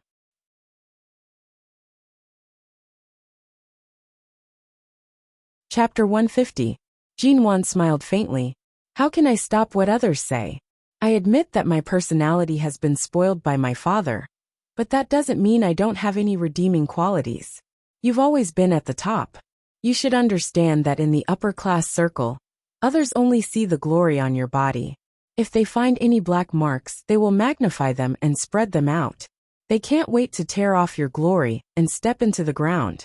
Who would care about your true nature? Emo Xiaoza closed his eyes and allowed Jinwan to continue massaging his head. He was silent for a while and did not speak. After massaging for more than 10 minutes, although Jinwan's hands were sore, she maintained her previous strength. Although she was not a professional, the acupuncture points on his head were easy to find. She pressed them all accurately. Earlier at the hot spring, you and Jingshun were both inside, Emo Xiaoza suddenly said. His tone was cold and heavy. Jinwan did not stop massaging his head. She calmly replied, Yes. You sure answered quickly. Back then, weren't you still hiding? He coldly reprimanded. I knew you would find out, and I didn't mean to offend you. I just subconsciously didn't want to have any conflict with you, so I hid. Jinwan took the opportunity when his attitude was not so distant to say, You should be able to tell that my marriage with Jingshun is very harmonious. Our relationship is also very good. Today at the hot spring in the back mountain, we were indeed together the entire time. But isn't this only natural? Who gave you the courage to say the words only natural to me? I didn't agree. What do you mean by only natural? Emo Xiaoza still did not lower his face, and his tone was not pleasant. I know you have your own views, and Shuyan and I are indeed not the same kind of people. She is used to her strict and planned life, while I am a very casual person. I do what I should do and say what I should say. Although I live a simple life, it doesn't mean I am blind and stupid. Jinwan smiled and gradually put down her hand. She gently pressed one side and said, And Shuyan and I are not the same kind of people. It's useless no matter how you put it. Jingshun also has a strict and planned life. Since young, he has been the Emo family's most favored successor. Emo Xiaoza coldly snorted. Jinwan curved her lips. You've never truly compared me to An Shuyan. You only firmly believe that she and Jingshun belong to the same world. Isn't this something that everyone can see? In what way can you compare to Shuyan? Although his head was indeed much more relaxed after being pressed by her, Emo Xiaoza seemed to be at loggerheads with her. Using An Shuyan's merits to compare with the so-called Jinwan you heard from others, is this fair? Jinwan's attitude was calm, and there was a smile in her eyes. Her tone remained indifferent and quiet. Indeed, it is very unfair. A clear voice came from the back door of the front hall. Jinwan looked back and saw that Emo Jingshun had come out. She didn't know how long he had been standing there watching and listening. Hearing Emo Jingshun's movements, Emo Xiaoza abruptly turned around. Emo Jingshun was only wearing soft and comfortable home clothes. Although he did not look as strict and noble as he usually did, his casual appearance was closer to the so-called simplicity that Jinwan had mentioned. It was clear that he had discovered that Jinwan had not returned. He did not even put on a jacket, and directly went downstairs to look for Jinwan. At the end of the day, in the end, don't you still have to rely on Jingshun to support you? The moment Emo Xiaoza saw Emo Jingshun, it was as though his supreme authority had been thoroughly challenged. His expression turned cold once more. Emo Jingshun slowly walked in, speaking indifferently. From start to finish, I've always been the one to protect her. I'm unwilling to see her suffer too much. I'm her husband. Isn't it only right for me to support her? For this woman, I've asked you to return to America to take over Shine several times, but you never agreed. What future can you have if you stay in Haicheng and guard your own Mo corporation? The Mo family's foundation is all in Shine. Your future also belongs to Shine. Mo Xiaozi appeared to be angered by Mo Jingshan's indifferent attitude and angrily rebuked him. Mo Jingshan did not respond. His gaze was indifferent. What kind of attitude is this? Is this the attitude you should have toward a father? Even now, I still don't understand the reason why you suddenly left America. After returning to the country, you established your own business because of your own ability. If you have the ability, I won't say anything. But you suddenly married Jin Wan, and you didn't even tell me. Do you even have any respect for your father? The moment Mo Xiaozi met Mo Jingshan's indifferent expression, he angrily scolded while picking up the teacup on the coffee table opposite the sofa. He abruptly smashed it heavily toward Mo Jingshan. Jin Wan almost instinctively ran over and decisively moved forward to block Mo Jingshan. The swiftly flying teacup smashed harshly against her thigh. Mo Xiaozi had really thrown the teacup with all his strength. This time, the pain caused Jin Wan's entire leg to go numb. To throw it so harshly, he really could be so ruthless toward his own son. Mo Jingshan originally did not dodge. Jin Wan's charge was too sudden, and the teacup was smashed over in the blink of an eye. He abruptly tugged Jin Wan aside, glancing at her with furrowed brows before looking at her leg. Jin Wan was only smashed once, and did not feel much. She endured the pain, and raised her head to look at him. She shook her head and softly said, "It's all right, it's all right. You sure have the courage to block." Mo Xiaozi narrowed his eyes and harumphed coldly. Mo Jingshan's ink-black eyes were like a boundless night that had been baptized by a tornado. He glanced at Mo Xiaozi, his handsome face clear and cold. He directly pulled Jin Wan behind him, his low and heavy voice mild and indifferent. "Don't you know why I left America?" Mo Xiaozi coldly met his gaze.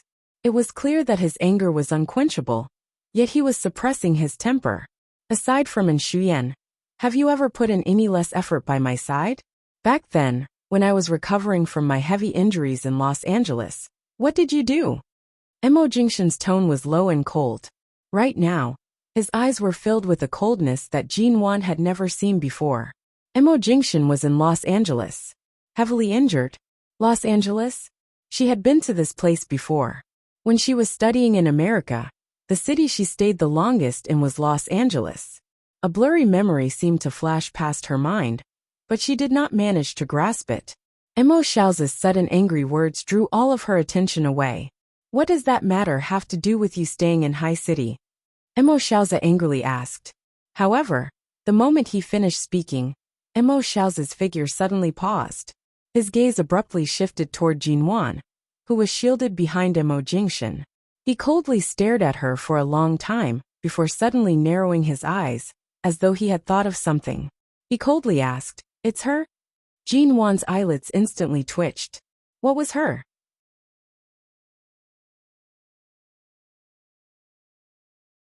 Chapter 151. Mo Jingshan's expression remained cold as he slowly spoke. "I don't need anyone to tell me what to do in my life, even if it's my biological father." "You." Mo Xiaozi glared at him, but his gaze shifted to Jin Wan, who he had been protecting behind him. He suddenly furrowed his brows, narrowed his eyes and coldly said, "You've hardened your heart to go against me." Mo Jingshan appeared as though he did not hear him. He turned back to look at Jin Wan, gently caressing her leg. "Does it still hurt?" Of course it hurt. Right now it was most likely bruised. But with her pajamas covering it, no one could see it. Jin Wan's expression did not change. "It's all right. It's already been so long. It doesn't hurt anymore. It's just a blow to my leg. Don't worry. It's my negligence." Mo Jingshan held her hand, gently caressing her fingers. This kind of thing will never happen again. What Jin Wan cared about was not whether her leg hurt or not, but that she could sense the hostility between the father and son. This man, Mo Jingshan, was really too good at hiding his emotions. It was hard to tell whether he was happy or angry. She actually only realized the huge problem between them now. "Dad." Jin Wan abruptly raised her head to say, "The Ji family's foundation is indeed not as solid as Miss An's family, but it's still a reputable figure in Haicheng. If it's just because of the difference in status, I can work hard to make up for it. The Mo family doesn't lack things like money and power. Isn't it my ability that you want to see? Mo Xiaozi glanced at her coldly, saying, "At least you have some self-awareness. I know you bought 2 companies from someone else, and even merged them into some studio. Let's not talk about whether Jing Shen has invested in your studio. Let's talk about yourself. Even with such good resources, I don't see you earning a single cent. What right do you have to stand here and talk to me?" Hearing these words, Jinwan smiled. The property industry had already stagnated this year. There was still a period of time to observe the market. She chose to wait and accumulate. If she did not hold it in now, how could she possibly double her capital in the future? But hearing Mo Xiaozi's words, it could be said that he had pointed out a bright path for her. She didn't know if it was because her attitude just now was commendable, that Mo Xiaozi's attitude was no longer as stubborn as before. "It sounds like you've already made plans. It's also a rare honor for me to grow step by step under the witness of the chairman of Shine Group," Jinwan said. Mo Xiaozi narrowed his eyes and glanced at her fearless gaze. "Do you know how much liquidity Shine Corporation has every minute? It's $10 million. Mo Xiaozi said coldly. "It's almost equivalent to 70 million renminbi. I'll give you a week, can you earn it?" Jinwan pressed Mo Jingshan's raised hand hard and replied generously, "All right, if I can't make it in a week, don't kick me out. I'll sign the divorce agreement and send it to you in America." "Jinwan," Mo Jingshan abruptly spoke up coldly. Jinwan turned to look at him, smiling at him. "I can. Trust me." Mo Jingshan stared at her, his gaze quiet and heavy. Without a word, he brought her out of the living room. Mo Xiaozi stood in the living room, coldly narrowing his eyes. 70 million in a week. This sort of condition was too simple. He had only said a few words of mockery, but Jinwan had strangely tied a dead knot on this 70 million. Realizing that for a moment earlier, Jinwan had purposely led him into a trap, Mo Xiaozi's originally ugly expression became even worse. Jinwan was brought out by Mo Jingshan. The moment they stepped out of the living room, Jinwan said, "Don't worry about me. It's only 70 million. Not asking him to give me a price tag of 700 million is already the best outcome for me." Mo Jingshan looked at her and was silent for several seconds before saying, "The 300,000 square meters of empty land near Ximin Square can be sold." Jinwan. How did he know that she had this intention from the start? The man did not look at the astonishment in her eyes. He calmly said, "The properties and land under your studio's name are all close to the city's planned public square. There are business opportunities everywhere. You've always been passionate about your studio, and your mind is clear. You know how to prepare well. Why would I worry?" Seeing that her gaze was still slightly dazed, Mo Jingshan only caressed her hair. His tone was gentle and low. "That piece of land was purchased by Han Tianyuan for 200 million a year ago. Right now it's under your studio's name. In the past year, there hasn't been any opportunity to raise the price. Many people thought that this piece of land had fallen into their hands and was destined to lose money." Jinwan raised her head from the man's face. "You even know about such things. Is there anything about me that you don't know?" Mo Jingshan raised her chin, his black eyes fixated on hers. His tone was casual and casual. "I'm also thinking, is there anything about you that I don't know?" Jinwan felt a chill run down her spine from his gaze. Everything from her past life was still vivid in her mind. She raised her hand to touch her ear, avoiding his piercing gaze. Towards Mo Xiaozi's conditions, Jinwan gladly accepted them. After all, it was one thing to be protected by Mo Jingshan and the elder, but it was another thing to have a chance to speak up in front of Mo Xiaozi. That's right. That piece of land had always been looked down upon. Back then, it was still in Han Tianyuan's hands. Because of that piece of land, he had a huge debt with the bank. Even now, the unsettled debt was still attached to her studio. Jinwan kept delaying it, so everyone thought that she was unable to sell it. "Do you know about the city plan that the city government has yet to release?" Jinwan asked. Mo Jingshan curved his lips. His smile was indifferent. "I know. This isn't strange. The MO Corporation has an inseparable relationship with Haicheng's business and political circles. But this city plan that had yet to be released, Jinwan also knew that this was not logical. Mo Jingshan did not ask. He only looked at her. Jinwan averted her eyes, saying seriously, "The square will be rebuilt. The city hall's main building will also be moved there. All the land and buildings nearby will skyrocket overnight." Thus, Jinwan had calculated clearly that within a week, she would be able to earn it all back. This was also within her original plan. While not disrupting her plans, she could also take the opportunity to bargain with Mo Xiaoza. It could be considered killing two birds with one stone. Seeing the faint flicker of light in her eyes, Mo Jingshan looked at her and said, "Come here."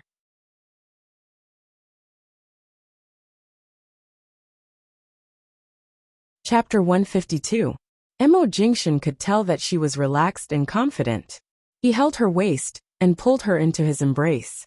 His words were low and carried a hint of warning. "In the future, no matter what happens, don't run in front of me to block me. Remember this, do you hear me?" Jinwan smiled. In that situation, even if it was a knife, she would still rush over instinctively, much less a teacup.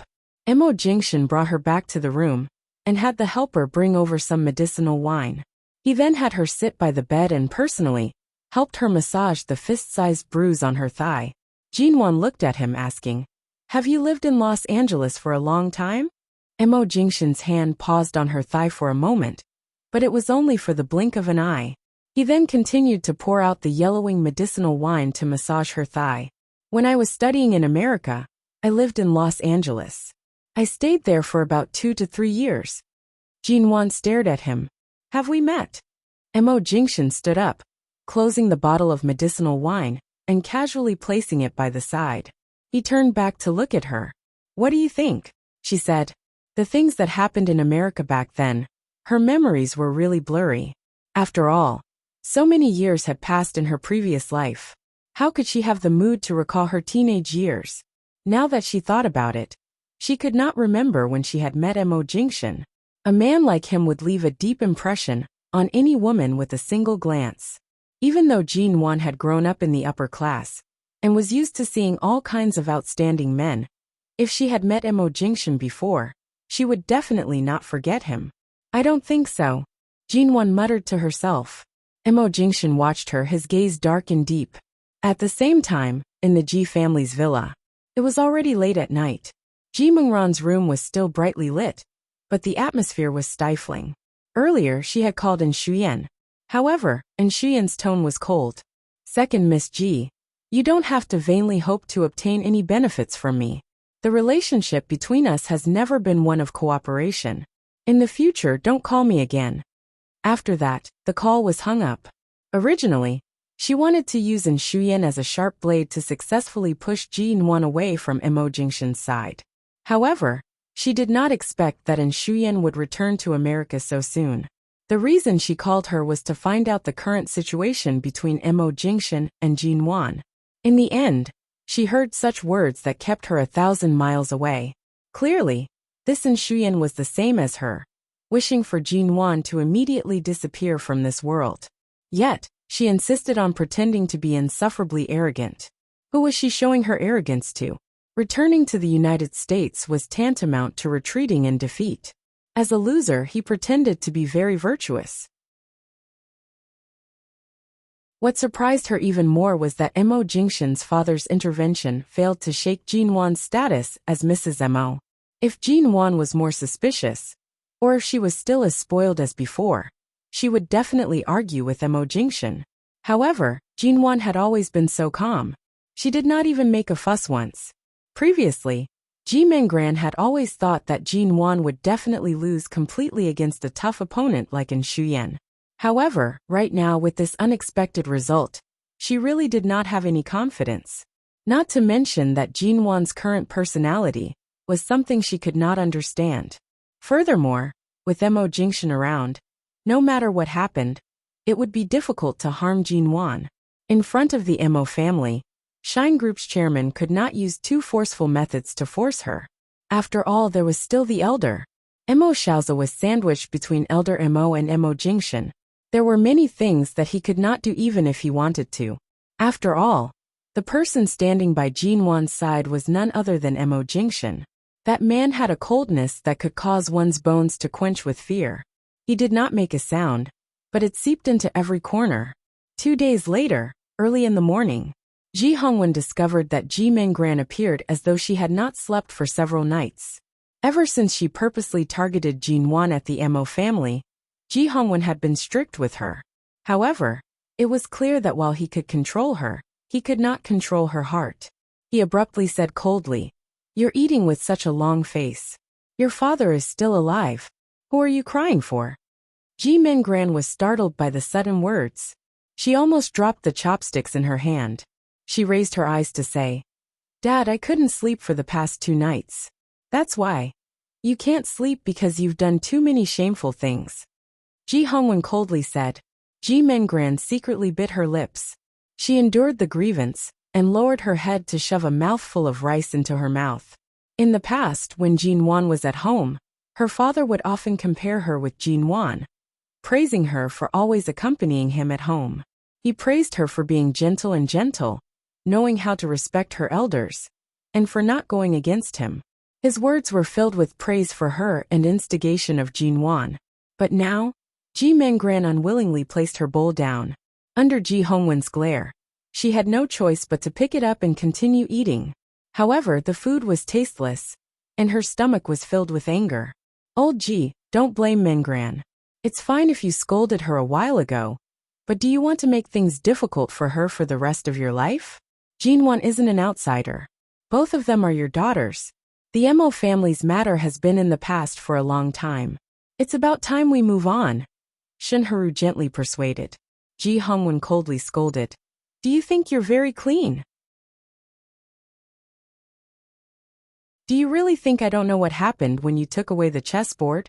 Without your help, would Minggran have the ability to enter my study to take something?"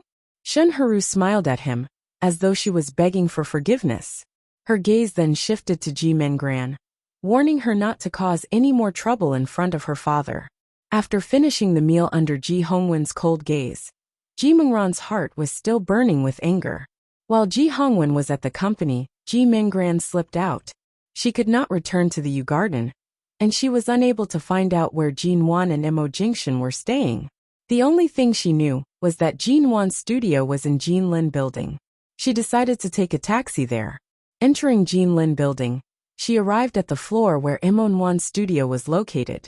Seeing the words Mo Wan's studio, Ji Minggran's expression was calm, but her heart was about to vomit. Just as she was about to enter, she was abruptly blocked by a tall, skinny, short-haired woman. "Who are you?" Ji Minggran was startled by this short-haired woman's cold aura. She took a step back, asking with a confused expression. Feng Ling did not speak, only coldly staring at her, not letting her in. "Are you the receptionist of this studio or some small employee? You dare to block my way. Do you know who I am?" Ji Minggran was extremely displeased at being ignored so coldly. Feng Ling expressionlessly cut her off. "CEO Mo has instructed that the Ji family's second miss and dogs are not to approach within 10 meters of Mrs. Mo."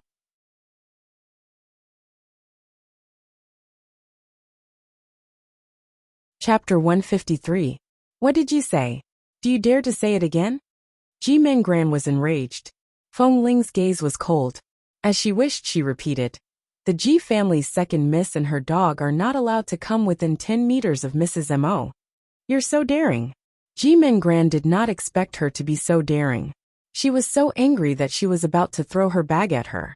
In the end, the short-haired woman in front of her nimbly blocked her wrist. She then abruptly twisted it backward, almost breaking Ji Minggran's wrist. She cried out in pain. "Ah!" To prevent the noise from disturbing Jin Wan, who was in the middle of a meeting, Feng Ling retracted her hand when Ji Minggran's face was pale from the pain. At the same time, she harshly pushed her 2 meters away. Scram! Feng Ling directly chased her away.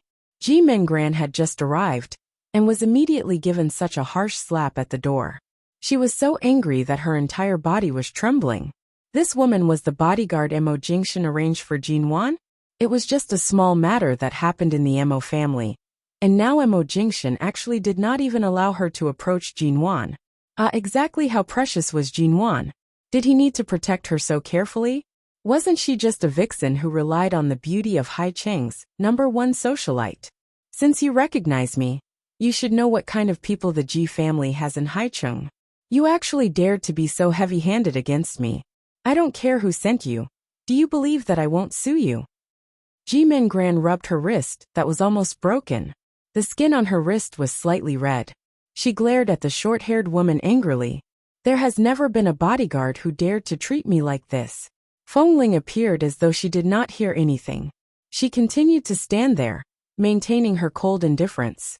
Ji Mengran did not believe her, and continued to walk forward. However, before she could approach, Feng Ling's cold gaze abruptly swept toward her. That gaze landed directly on Ji Mengran's reddened wrist, as though if she dared to take another step closer, she would really break it. Ji Mengran's expression did not soften, but her heart instinctively trembled. She paused and hesitated for a moment. Her gaze then turned toward the glass door of the studio. Feng Ling turned slightly to the side expressionlessly, blocking her view. She did not even give her a chance to look in. Although Ji Mengran was angry, she still kept her guard up. She didn't confront him head-on. She angrily turned around and walked out. Ever since she was slapped by Jinwan, Ji Mengran's heart was still somewhat fearful, and had not met Jinwan again. Previously, he had wanted to use the opportunity of Shuyan coming to Haicheng from America to fan the flames. But in the end, he still did not gain any benefits. She wanted to see what was going on with Jinwan. Could it be that there really was an expert by her side giving her pointers? There must be something wrong with this. Boss Wan, the leaders of the City Hall's land office have already gone to Ximen Square for an inspection. Xiaoba ran into Jinwan's office to report. Jinwan glanced at the time, and stood up to pick up the car keys. Let's go take a look. Xiaoba held the prepared materials in her hands, and followed Jinwan out of the studio.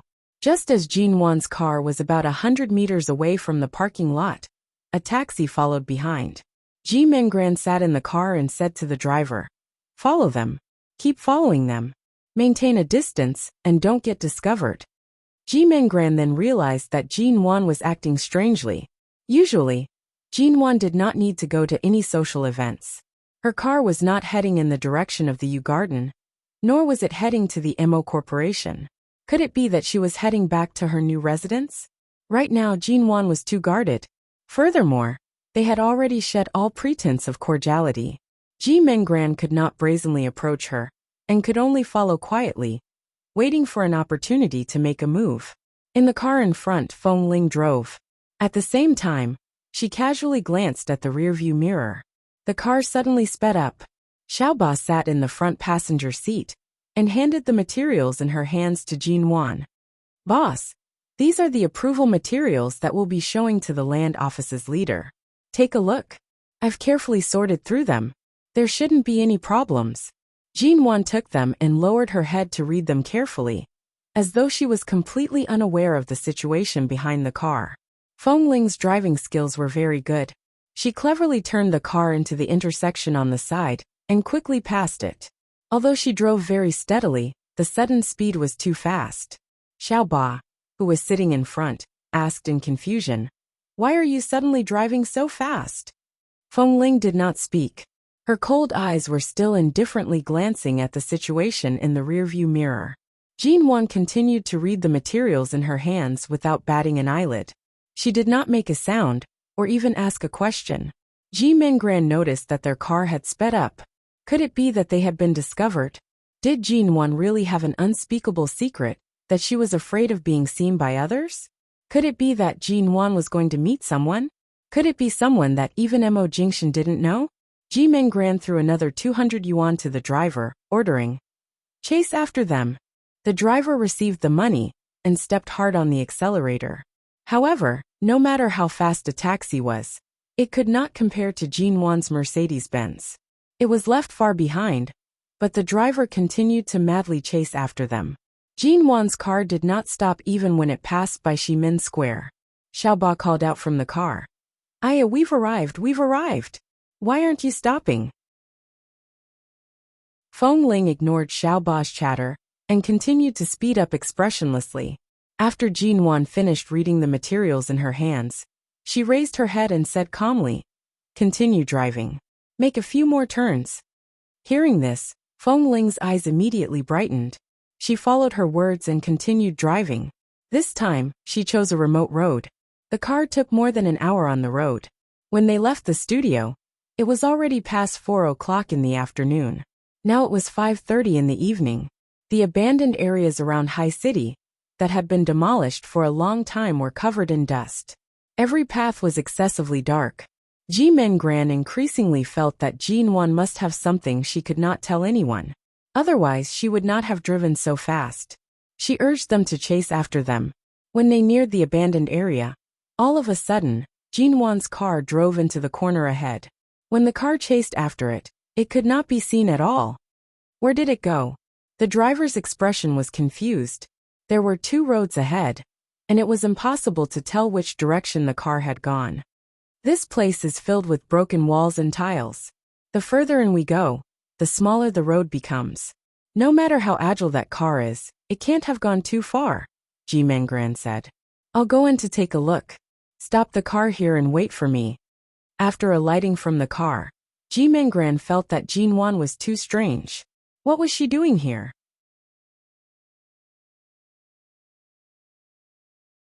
Chapter 154. Ji Mengran took out her phone from her bag. She planned to take a picture of Jin Wan the moment she saw anything wrong with her, and bring it back to Mo Jingshan. However, even after walking for a long time, she did not hear any sound. The car could not drive in any further. Since the car did not come out, it could not continue driving in. Where exactly was it parked? The paths in the ruins twisted and turned, like a small maze. Ji Mengran walked in for more than 10 minutes before reaching the end of the road. The sky was getting darker and darker, and she felt uneasy. She turned around and started to walk back. Just as she was about to turn on the flashlight function on her phone to light up the road ahead, a tall and thin figure suddenly appeared from behind a wall and blocked her way. Ji Mengran was startled and froze in her steps. She raised her eyes to see that it was the female bodyguard who blocked her way outside the studio today. She immediately felt a chill run down her spine. Earlier in the parking lot, she did not notice that there was someone else in Jin Wan's car. From afar, she only saw Jin Wan's car being driven away and immediately followed.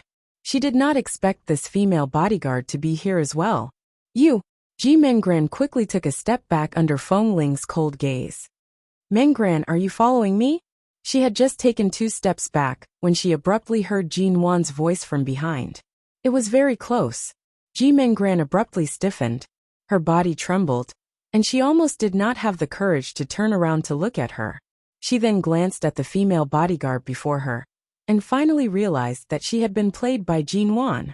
Feng Ling stood before her and did not speak. She only had a cold smile on her face. As Ji Mengran froze in panic and almost lost her grip on her phone, Feng Ling suddenly reached out and harshly knocked on Ji Mengran's wrist. Ah! Ji Mengran's arm immediately felt numb and stinging pain. Her phone fell from her palm. Feng Ling quickly caught it and casually slipped it into her pocket. What are you doing? Return my phone. Ji Mengran was shocked and rushed forward to snatch it back.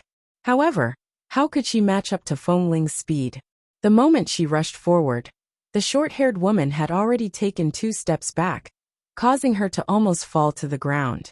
Ji Mengran forced herself to stand firm, suppressing the uneasiness in her heart.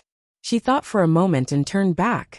Seeing Jin Wan standing behind her with a calm and indifferent expression, she subconsciously tightened her grip. Seeing Ji Mengran's frightened expression, Jin Wan indifferently curved her lips. When she left the studio, she knew there was a car following her. She had heard from Feng Ling that Ji Mengran had gone to look for her during the day. She could guess that Ji Mengran must have been too suspicious, so she followed them quietly. Ji Mengran's thirst for knowledge was too strong. After chasing for so long, she didn't even consider if there would be any danger. She just kept following him like this. Jin Wan smiled coldly. You've been following me for so long. Have you found anything? Right now, Ji Minggran could no longer treat Jin Wan as the original Jin Wan. She cautiously and fearfully explained, "Big sister, don't misunderstand. Dad said that you started your own studio and was worried that you wouldn't be able to handle it, so he asked me to come over to help. In the end, I was blocked outside by your people." As she spoke, Ji Minggran cautiously glanced at the female bodyguard. Feng Ling coldly watched her. Ji Minggran's gaze faltered, and she rushed to face Jin Wan. "Earlier on, I was near your studio. When I saw your car leave, I followed out of curiosity. After all, Dad said that he was worried that you'd lose all the money you've invested. He was also afraid that you'd meet with trouble in such a scheming business, and that you'd embarrass the Ji family. So I followed to take a look." Jin Wan crossed her arms, smiling mildly at her, but did not speak. Even though she knew how clumsy her excuse was, Ji Minggran could only force herself to continue. Even though the sky was dark and the wind was cold, Ji Minggran's body was already covered in cold sweat. "A little sister who can't wait for me to embarrass myself in front of the Mo family. But now, just because of a few words from Dad, she specially came to show concern for me?" Jin Wan raised her brows slightly, smiling. "So, it turns out that Dad is worried that I'll embarrass him. It seems like I should give him a call tonight to have a good chat. I should at least give him some peace of mind." The moment she heard that she was going to give her father a call, Ji Minggran's expression immediately stiffened. "Big sister, I know that I was wrong about the matter at the Mo family. After Dad returned, he scolded me and locked me up at home for many days." Ji Minggran spoke as though she had been wronged. "If it weren't for Auntie Shin pleading for me, I might not have been able to leave the house until now. Please forgive me, okay? Besides, you didn't suffer any harm from that incident. After all, the two of us are blood-related sisters. Why do you have to keep harping on such a small matter?" Jin Wan calmly watched her, her tone slowly dragging out. "Forgive. Just like when I was young, you secretly took my favorite dress to wear. After you dirted it, you begged me to forgive you, but the next day, you refused to repent and continued to steal my other dresses?" Seeing that Jin Wan could still bring up their childhood, Ji Minggran took the opportunity to say, "Big sister, we're blood-related sisters. We lost our mothers when we were so young. We grew up together, Enough." Jin Wan had long lost her patience with her. "I don't have the mood to act like sisters with you." Ji Minggran's expression trembled. She knew that Jin Wan really did not intend to give her any face. She directly shouted at her angrily, "Ever since you married into the Mo family, you've become completely arrogant, haven't you? First, you strangely forbade me from going to the Yew Garden. Then, you guarded against me time and time again. When I returned to the Ji family, you even targeted me. I was unhappy in my heart. That's why I wanted to embarrass you at the Mo family that time. Yet you still bear a grudge against me. Ji Minggran, your ability to be a thief-crying thief is really great." Jin Wan lightly mocked. "Don't you know why I forbade you from going to the Yew Garden?" Ji Minggran's expression did not change, but her gaze was guarded as she watched Jin Wan. "Do you think that Mo Jingshan would read the messages you sent him? How many times do you think I've taken the medicine prescribed by that so-called psychiatrist? Do you think those little tricks of yours are so secretive?" Jin Wan lowered her eyes and sneered. Ji Minggran was startled. Her lips moved, but she could not find any words to explain. Just like that, Jin Wan approached her and looked at this so-called blood-related sister from a very close distance. Then, her lips revealed an unfathomable and cold smile.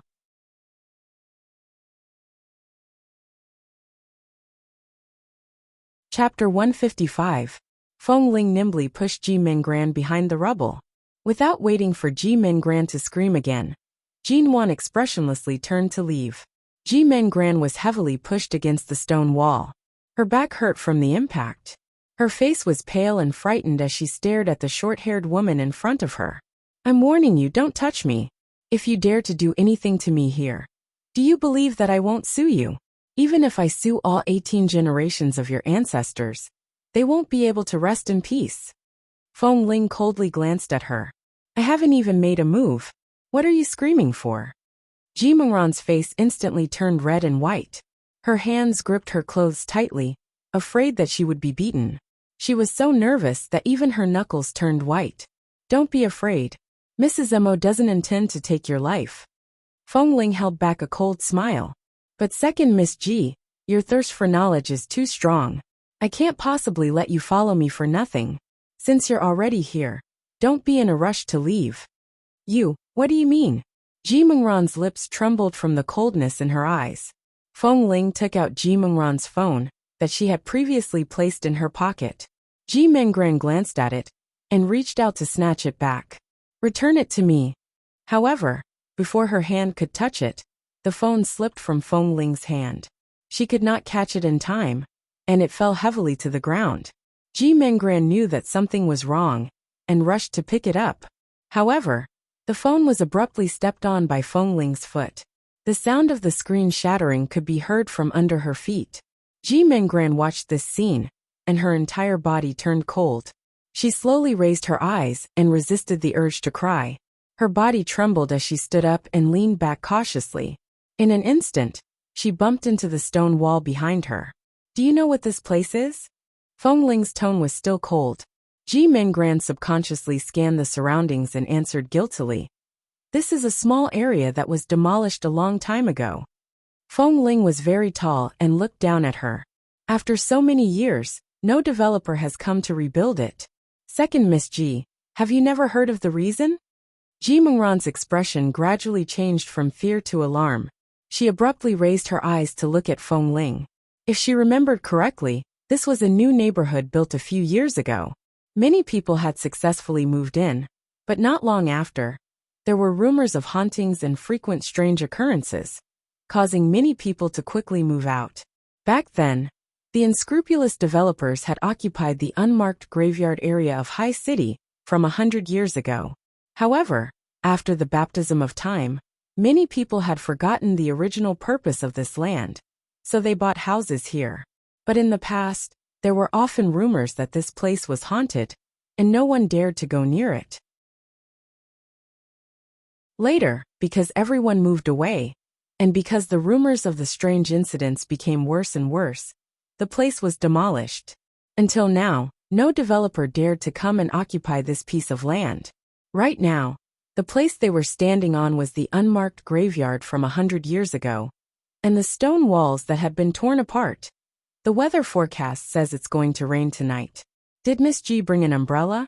Otherwise, if you stay here alone, it won't be good if you catch a cold from the rain. As Feng Ling spoke, she decisively snatched the bag from Ji Mengran's hands. She opened the zipper and turned the bag upside down, pouring all the things inside onto the ground. She then lowered her eyes to look at the various cosmetics and bank cards inside. She laughed coldly and casually kicked them a few times. She smiled faintly. You really didn't bring an umbrella. It seems like you can only be drenched by the rain. What do you mean I'll stay here alone? Ji Mengran's back was cold, and her lips were pale from fright. She could no longer care about the things in her bag. Not really alone. Feng Ling suddenly smiled coldly and evilly glanced at her. Tonight, perhaps many people will float out from the ground to accompany you. So second Miss G, you don't have to be too afraid. What exactly do you want? I don't want to be here. Scram. Let me go. Ji Mengran was so frightened that all the hair on her body stood up. She screamed and reached out to push her away to escape. Feng Ling avoided her hand and grabbed her wrist, heavily pushing Ji Mengran back against the stone wall. This is the simplest warning. In the future, if you dare to follow Mrs. Mo again, I'm afraid it won't be as simple as being thrown here for a night. Feng Ling coldly said, Second Miss G, I hope you have a good time tonight. What are you doing? Come back. Give me your cell phone. Ji Mengran was afraid that she would really be thrown here. Right now, she had nothing in her hands, and it was impossible for her to hail a taxi in this area. She pounced over like a madwoman to grab her. In the end, she was mercilessly flung back by Feng Ling. She staggered backward and fell onto the ground. Several minutes later, Feng Ling returned to the car and said to Jin Wan, Mrs. Mo, we can leave now. Xiao Ba was still unclear of the situation, but seeing Jin Wan's cold and thoughtful expression, she did not dare to ask. When Feng Ling returned, She glanced at the time and softly said, Boss Nguyen, the people at Ximen Square should still be there. Are we still going? Yes. Jin Wang closed the documents in her hands. Let's go. Ji Mengran struggled to stand up with much difficulty. She walked forward step by step, wanting to return to the taxi she had taken earlier. However, the ruins were truly like a maze. She searched for a long time before she finally found it. However, the taxi had already driven away out of patience. The sky had already darkened completely. It was indeed raining at night, and the originally dark sky was now covered with dark clouds. Gusts of cold wind blew from behind her, accompanied by the sharp sound of the wind coming from the cracks in the dilapidated stone walls. Each sound was more terrifying than the one before. Ji Mengran was so frightened that her face was drained of all color. She frantically ran out, but even when she reached the wide road, she still could not see a single car passing by. This was originally the most desolate and abandoned place in Haicheng. Usually no one would pass by here. The highway to Haicheng was also not here, and very few cars would use this road. The moment she thought of how Jin Wan had purposely bypassed half of Haicheng just to bring her here, Ji Mengran hatefully yelled at the dark ruins. Jin Wan, just you wait. H. The surroundings were so quiet that there was not even a single echo. Only the sound of the wind blew from behind her. The cold rain landed on her face bit by bit. Ji Mengran was so cold that she hugged her chest tightly. She cautiously and fearfully turned back to look at the ruins that had been demolished. She had previously heard that this place was haunted. The various frightening things that happened late at night caused her legs to weaken.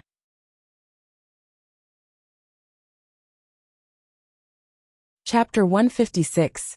After returning to Ximen Square, Jin Wan successfully received the approval document from the National Land Office. Boss, since the surrounding land and housing prices are rising, should we sell off the properties nearby as well? Xiaoba asked. Jin Wan sat quietly in the car, looking at the rain outside the window. She calmly replied, not selling. Why? It's not easy to wait for an opportunity to raise the price. If we don't sell now, we'll suffer losses like before. Jin Wan chuckled and glanced at Xiaoba. You see, I've recently used the MO Corporation's funds to purchase a few pieces of land that are extremely expensive. I'm so worried that I can't even sleep, am I right? Xiaoba grinned, nodding her head. However, she still said, but I believe in boss's intuition. Since you dare to do it, you definitely have your reasons. At least you know how to talk. Jin Wan chuckled. She knew that she would definitely earn money, but she could not be too reckless. If she relied on her ability to predict the future and seized all the opportunities, she would only become the target of everyone else. In this ruthless business world, how many people became rich overnight, and how many people were immediately targeted by others? With every step, they would be hindered by their peers, as though they were walking on the edge of a knife. What Jin Wan needed to do was to carry her ambition in this prosperous era, and walk steadily step by step. Every share of the soup must be kept safely in her own pocket, and would not be eaten away by any enemies. What she needed to do was to gradually develop the studio into a property brand company that belonged to her. Bit by bit, she would turn the funds in her hands into several times the profits. She needed to have the ability to support herself and the Ji family. She needed to do better, and no longer need to be shielded by Mo Jingshan. What she needed to do was to be able to shield Mo Jingshan from the wind and rain one day. All of a sudden, Xiaoba pointed at the laptop on her lap, shouting, Boss, look at the company's email. YJ Group said they want to buy the land beside Ximen Square. They offered 200 million yuan. They even sent such an official company email. That's 200 million yuan. Isn't this the same price that CEO Han bought it for? They actually didn't make a loss. Boss, how did you guess it? You're too amazing. When I received the documents earlier, I was worried that no one would accept your offer. But there really is someone who wants it. Jin Wan raised her brows, speaking calmly. Use the company's name to reply with an official email. Be polite and don't offend them. Tell them that we don't accept the price of 200 million yuan. If they are sincere, they can come to the studio to discuss with me. Why not? Previously, No one would buy that piece of land for less than 200 million. Now we can finally recoup our losses. Boss, aren't you planning to sell it? Just do as I say. Jinwan calmly glanced at her. Xiaoba saw Jinwan's calm and composed expression. Although she didn't quite understand, her heart ached as if it was cutting her flesh. She was afraid that she would lose this rare opportunity to recoup her losses. But after all, Jinwan was the boss, so she had to do as she was told. Glancing at Xiaoba's sulky expression, Jinwan just smiled and didn't say anything more. In Jinwan's impression, 10 years later, the largest building complex in Haicheng's Ximen Square would be located on the land in her hands. The developer would be the country's famous real estate company, BGY Group. If history was not wrong, with BGY's accurate foresight, he would definitely not miss out on this prime location and would definitely appear. The price would not be as simple as 200 million. After getting the approval documents, Jinwan naturally attended a dinner party jointly held by the City Hall and the business community. Today, Jinwan wore an off-shoulder nude evening gown. Her face was lightly made up. She was already attractive, and right now, she was even more beautiful. Her lips were red and her skin was fair. Beneath the gown was a pair of long, slender legs. She wore high heels, and her usual casual demeanor was gone. She exuded the charm of a little woman. For many years, she had always been so beautiful that people could not take their eyes off her. Tonight, she appeared here as the person in charge of the studio and caused quite a stir. Firstly, it seemed that the eldest Miss G hadn't attended such a formal occasion for a long time. Secondly, after marrying into the Mo family, she had been keeping a low profile and rarely showed up. Last time, at the Mo Corporation and Shine's dinner party, she was carried away by Mo Jingxian. Although many of the people present hadn't seen the scene that night, they had heard of Mrs. Mo. Right now, Mrs. Mo seemed to be very stable. Many people did not expect that Jinwan would actually be able to stand firmly by Mo Jingxian's side. She was not even chased out by the Mo family. Most of Haicheng's wealthy young ladies hoped that Jinwan would not be able to live well. However, things did not go as they wished. Jinwan was as beautiful as ever. In fact, compared to the arrogant and bright her of the past, she appeared more composed and reserved. Her exquisite makeup hid her beautiful and aggressive appearance, and her low-key evening dress made her appear even more indifferent. She was beautiful, but she was no longer arrogant. Instead, she appeared cold and elegant. Apart from this, the female bodyguard by her side was also particularly eye-catching. Mrs. Mo, I'll wait for you over there. If anything happens, I'll come over immediately. Fengling knew that it was not convenient for her to follow by Jinwan's side. After sending Jinwan over, she took her leave. Jinwan had Fengling head to the resting area to eat something while she walked in alone. She ignored the gazes of the people around her and maintained a dignified and polite smile. However, she did not expect to meet Xing Yihan in such a place. From afar, she saw the tall figure dressed in a suit. Jinwan felt a lump in her throat. What are you hiding from? She walked away from the crowd and was about to go to the leaders of the National Land Office when she was interrupted by Xing Yihan, who had approached her without her noticing. Jinwan ignored him and did not respond. In the blink of an eye, she began to chat with several celebrities who used to be friends with the Ji family, trying to ignore Xing Yihan's figure and the gaze he was casting at her. Seeing that she was deliberately avoiding him, Xing Yihan smiled and was not in a hurry to go over. He waited until the celebrities left after exchanging greetings with her.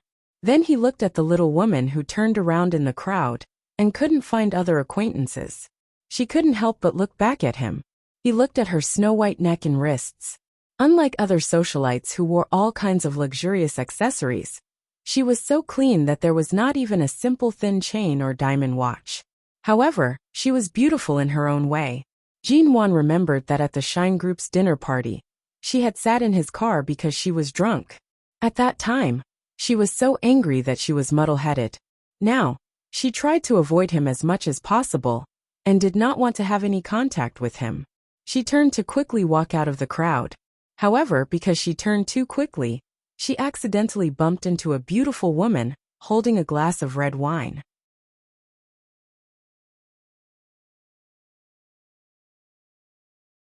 Chapter 157. Jinwan usually did not pay much attention to the people at such banquets. However, when she saw the beautiful lady's face, her movements faltered. Her slightly apologetic expression immediately faded. This beautiful lady had once formed a grudge with her. She was the pearl of a furniture company, and her surname seemed to be Han. This Miss Han was once one of Mo Jingshan's pursuers. It could not be said that Mo Jingshan was not someone these people could easily meet.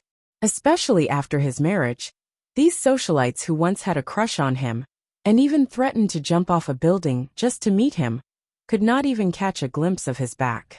This Miss Han, who had once appeared on Haicheng's news for almost jumping off a building for Mo Jingshan, was unconvinced by Jinwan's title as the #1 socialite due to her beautiful appearance. She had tried to compete with Jinwan several times at banquets, but was always coldly ignored by Jinwan. As time passed, they began to dislike each other and formed a grudge. What angered her even more was that after Jinwan married Mo Jingshan, she not only lost completely, but was also angered to the point of vomiting blood. Being able to meet Jinwan again at such an occasion, Miss Han naturally would not miss out on the opportunity to nitpick. Although Jinwan did not have much feelings for this Miss Han, when she saw the red wine stains on her gown, she lightly mocked.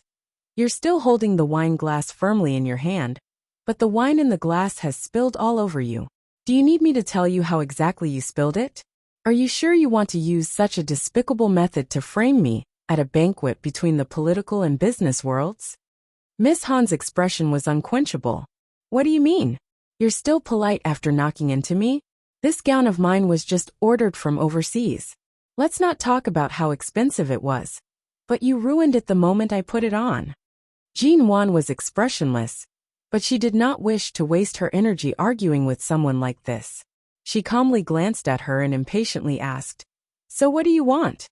Miss Han looked at Jinwan arrogantly, and then glanced at the gown Jinwan was wearing. She recognized that this gown was made by a famous designer in Paris and immediately said, "Take off your gown. Wear it for me." Jinwan slightly raised her brows. "Are you sure?" Originally, the commotion here was not loud, but because Miss Han had intentionally raised her voice, all sorts of unfriendly gazes were directed toward Jinwan. There were many people who were on the same side as Miss Han. In Haicheng, there were many who were unconvinced by Jinwan and could not bear to see Jinwan marrying into the Mo family. Various wealthy young ladies saw this scene and approached to watch. Their gazes were all directed in Jinwan's direction. They stood by the side and pointed, whispering, and their gazes were unkind. "What's going on?" Miss Lin, who had a good relationship with Miss Han, walked over and asked deliberately. Miss Han said unhappily, "A certain Haicheng's #1 socialite is now crowned with the Mo family's name. She walks around with her eyes on the top of her head and doesn't even look at others. She bumped into me and caused my red wine to spill all over my body. In the end, not only did she refuse to apologize, she even became arrogant in front of me. Tell me, how can there be such logic in this world? She dirted my gown, and I have to bow and scrape to her on account of her status as Mrs. Mo." By the side, Miss Lin and the other wealthy young ladies all shifted their gazes toward Jinwan. Facing a common love rival, they naturally stood on the same side. To be able to see Jinwan make a fool of herself in front of everyone was naturally a joyous thing. Miss Lin spoke with a conciliatory tone. "Since that's the case, then Mrs. Mo should apologize to Miss Han. After all, you've dirted her gown. Although your status is high, and the clothes you wear are many times better than ours, you can't look down on others like this. Is someone else's gown not a gown? If it's dirted, you have to apologize." A smile appeared on Jinwan's face. "Me apologize?" Miss Han and Miss Lin stood before Jinwan, but for some reason, they felt that their aura could not compare to Jinwan's. They felt as though they were shorter in front of her. However, there were still many people watching by the side, and there were many who were unhappy with Jinwan. Miss Han met Jinwan's eyes and said, "Earlier on, Didn't you ask me how I want to resolve this matter? I've already said take off your own clothes. I'll let this matter go like this.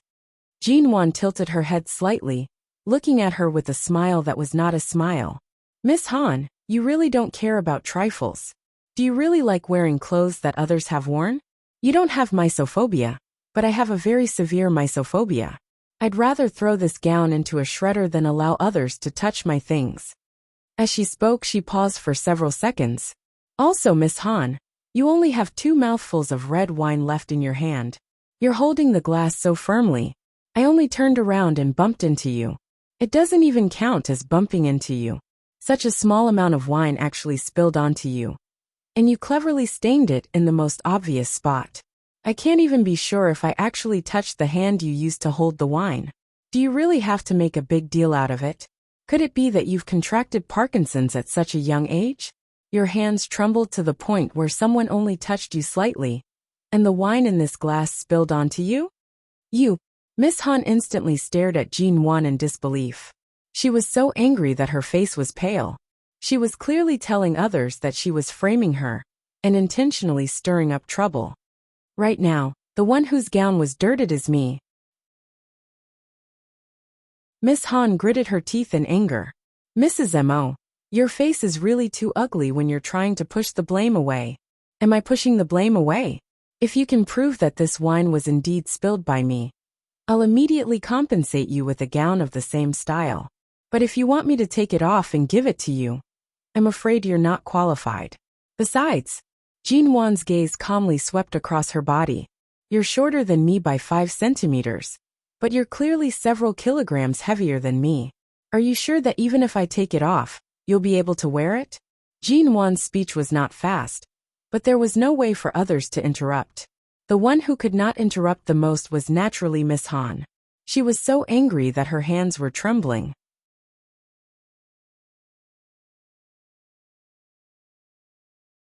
Chapter 158. For so many years, the reason why Jinwon was not liked by these women in the socialite circle was because of her unyielding face and her mouth. Jinwon was never at a disadvantage, regardless of whether it was in the past or now. Even after 10 more years of life experience, under her calm and reserved appearance, her personality of not allowing others to step on her head was still there. Whoever wanted to take advantage of her would most likely have to go back to the furnace and be remolded for several years. But from the looks of it, it really seemed as though she, Mrs. Mo, was bullying some of the Han family's young ladies. After all, her title of Mrs. Mo was enough to suppress others. Furthermore, this title caused all these wealthy young ladies to grit their teeth in hatred. Miss Lin saw that Miss Han was angered to the point of speechlessness, and directly took a step forward. Mrs. Mo's aura is really great. As expected, you're different after marrying Mo Jingshan. I heard that the last time you appeared in such an occasion, you pretended to be weak, and was carried by CEO Mo. We were still wondering how you managed such a marriage. So, it turns out that you're just pretending to be a little white flower in front of CEO Mo? Now that CEO Mo isn't here, you're starting to put on an oppressive aura again, aren't you? As expected, you're a scheming woman. Do you dare to say that you didn't purposely dirty her clothes? Do you dare to say that you're not targeting her? Jinwon coldly glanced at her. Why would I target her? Isn't it because you know that Miss Han has always liked CEO Mo? And because she once had a little relationship with CEO Mo, you're jealous and hate her in your heart. Today, seeing her here, you want to dirty her clothes and embarrass her? Besides, who here doesn't know what kind of conduct you had in the past? You're an arrogant young lady who has bullied others many times. Why are you pretending to be innocent and virtuous now? Jinwon's expression immediately darkened. Aside from being too lazy to pay attention to idlers like you, when have I ever bullied anyone? Pride doesn't seem to need you to judge. For example, this Miss Han in front of me. She asked me to take off my gown for her to wear, but I refused. She lifted a rock to smash her own feet and lost face. And now it's me who's bullying her? You're targeting me from the start. Otherwise, you wouldn't have bumped into me. Miss Han took the opportunity to speak. Jinwon narrowed her eyes. Once, in order to pursue my husband, you even resorted to jumping off a building and acting crazily. In the end, He didn't even give you a single glance. How are you worthy of my attention? How is he worthy of me targeting him? The past was suddenly brought up again. Miss Han's expression instantly turned green. Her heart was pierced by Jin Wan's words of my husband. You have to know your place. If you can't take back the dirty water you've spilled, kneel on the ground and lick it clean. Don't expect others to wipe it for you. Jin Wan coldly said and turned to leave. Jin Wan, don't put on such an arrogant face. You were able to marry into the Mo family because you looked like a vixen. Let's see how many more years you can use this foxy trick. Right now Mo Jingshan wants you. Who knows what will happen after a few years? If he gets sick of you and kicks you out of the Mo family, you, a second-hand good, can only be surrounded by a group of old men to sleep with you.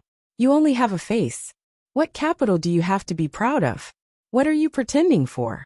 Suddenly, Miss Han seemed to have been thoroughly angered and scolded. Jin Wan paused and turned to look at her mildly. Just a face for nothing? You don't even have a face.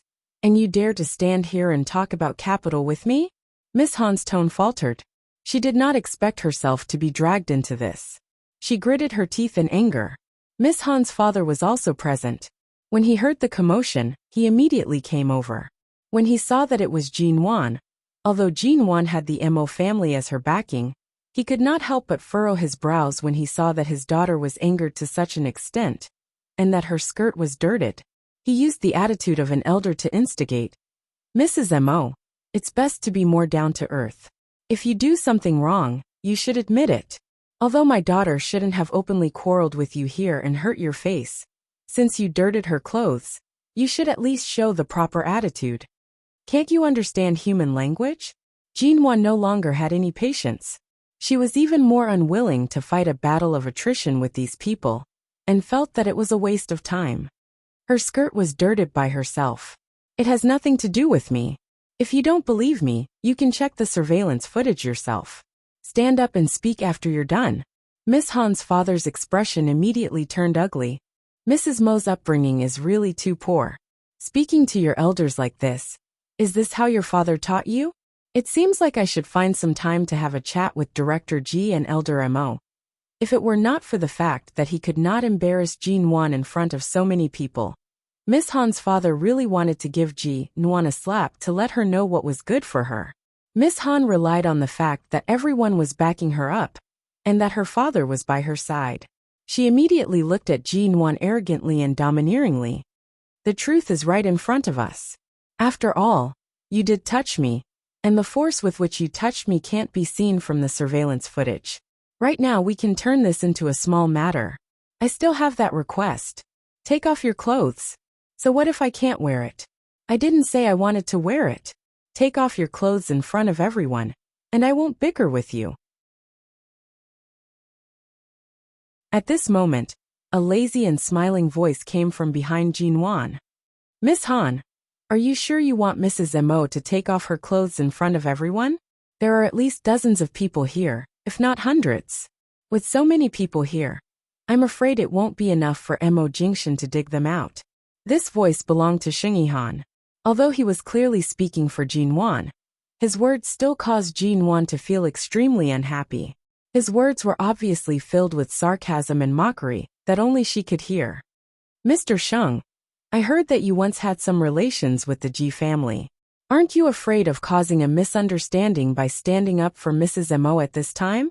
Miss Han could no longer suppress her anger. She completely did not give Xingyi Han any face.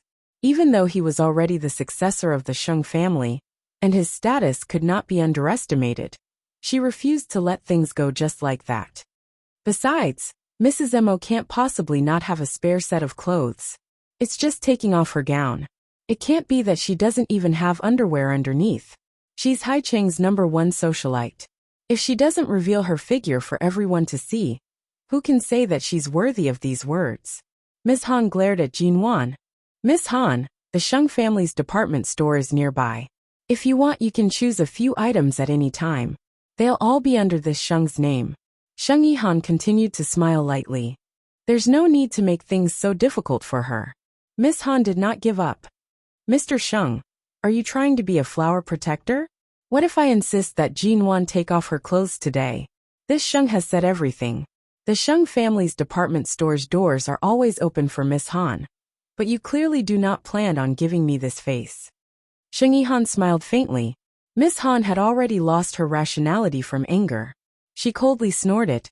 If Mr. Sheng's face is useless, then what about mine?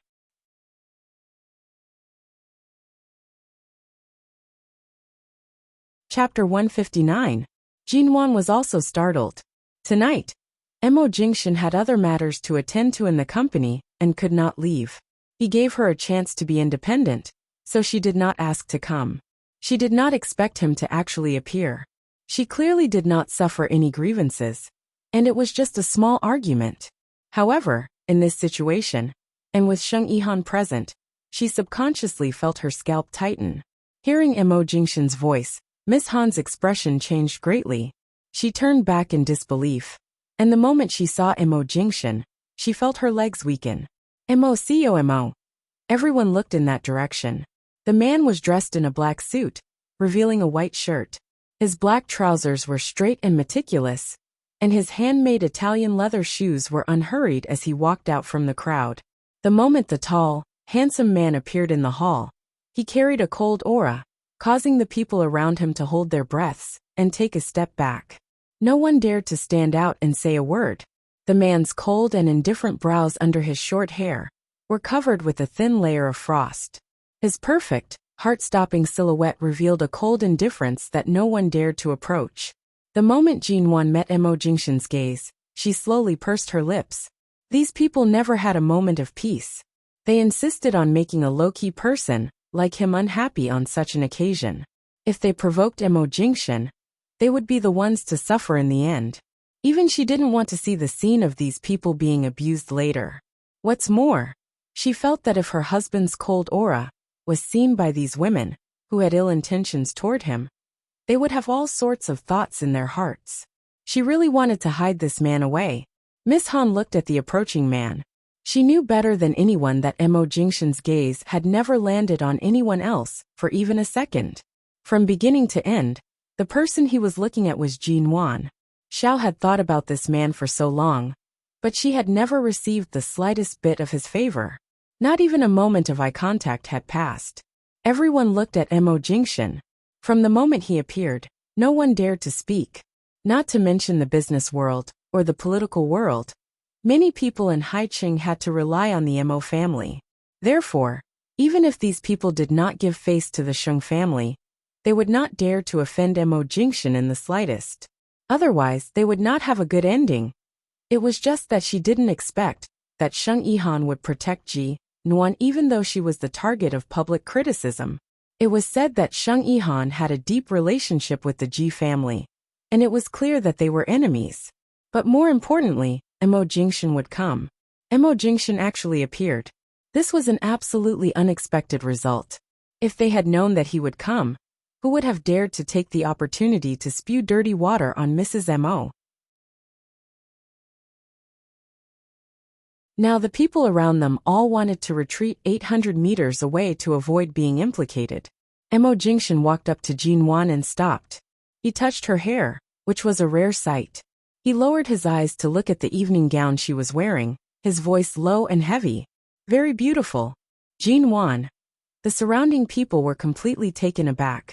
Although they had heard that Mo Jingshan seemed to care a lot about Jinwan, they never expected that in such an occasion, and under such an atmosphere, the first thing he would do after appearing would be to praise his wife's beauty.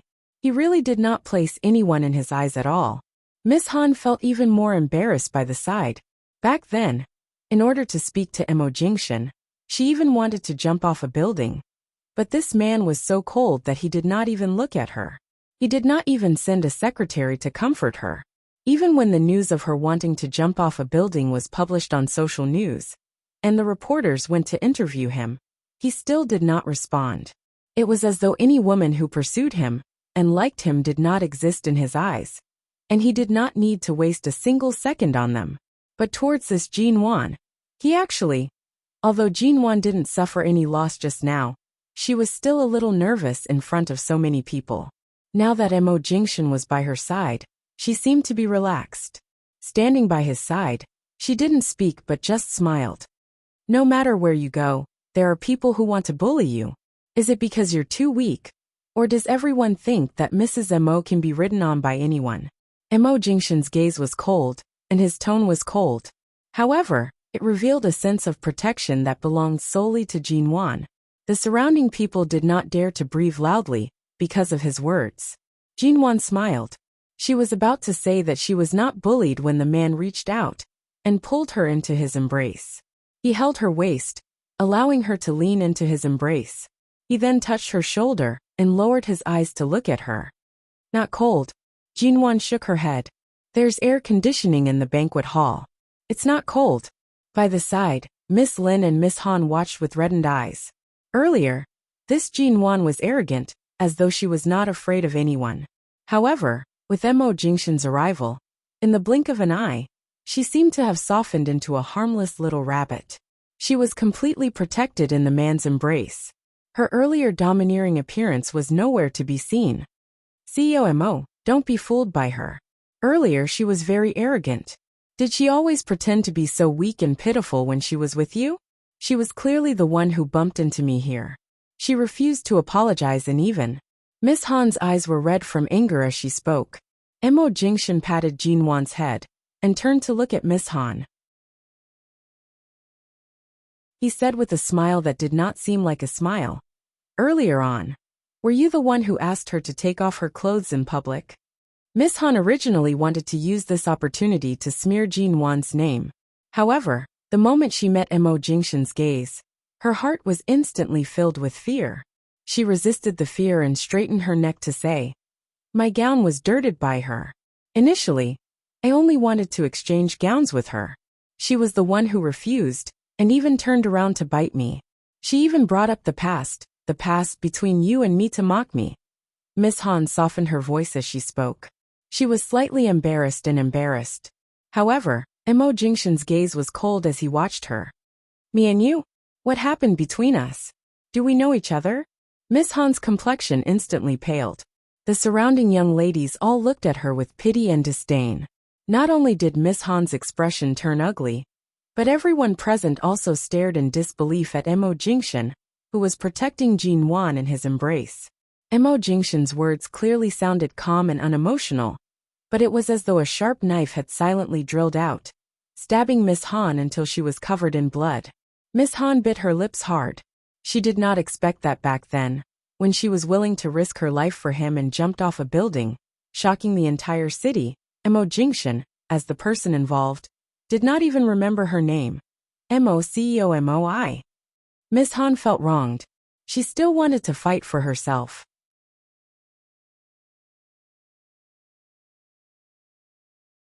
Chapter 160. Mo Jingshan's tone was very calm, but it was cold and dangerous. Jin Wan suddenly felt a bone-piercing coldness and viciousness from this man, who had always treated her gently and patiently. Actually, it's not a big deal.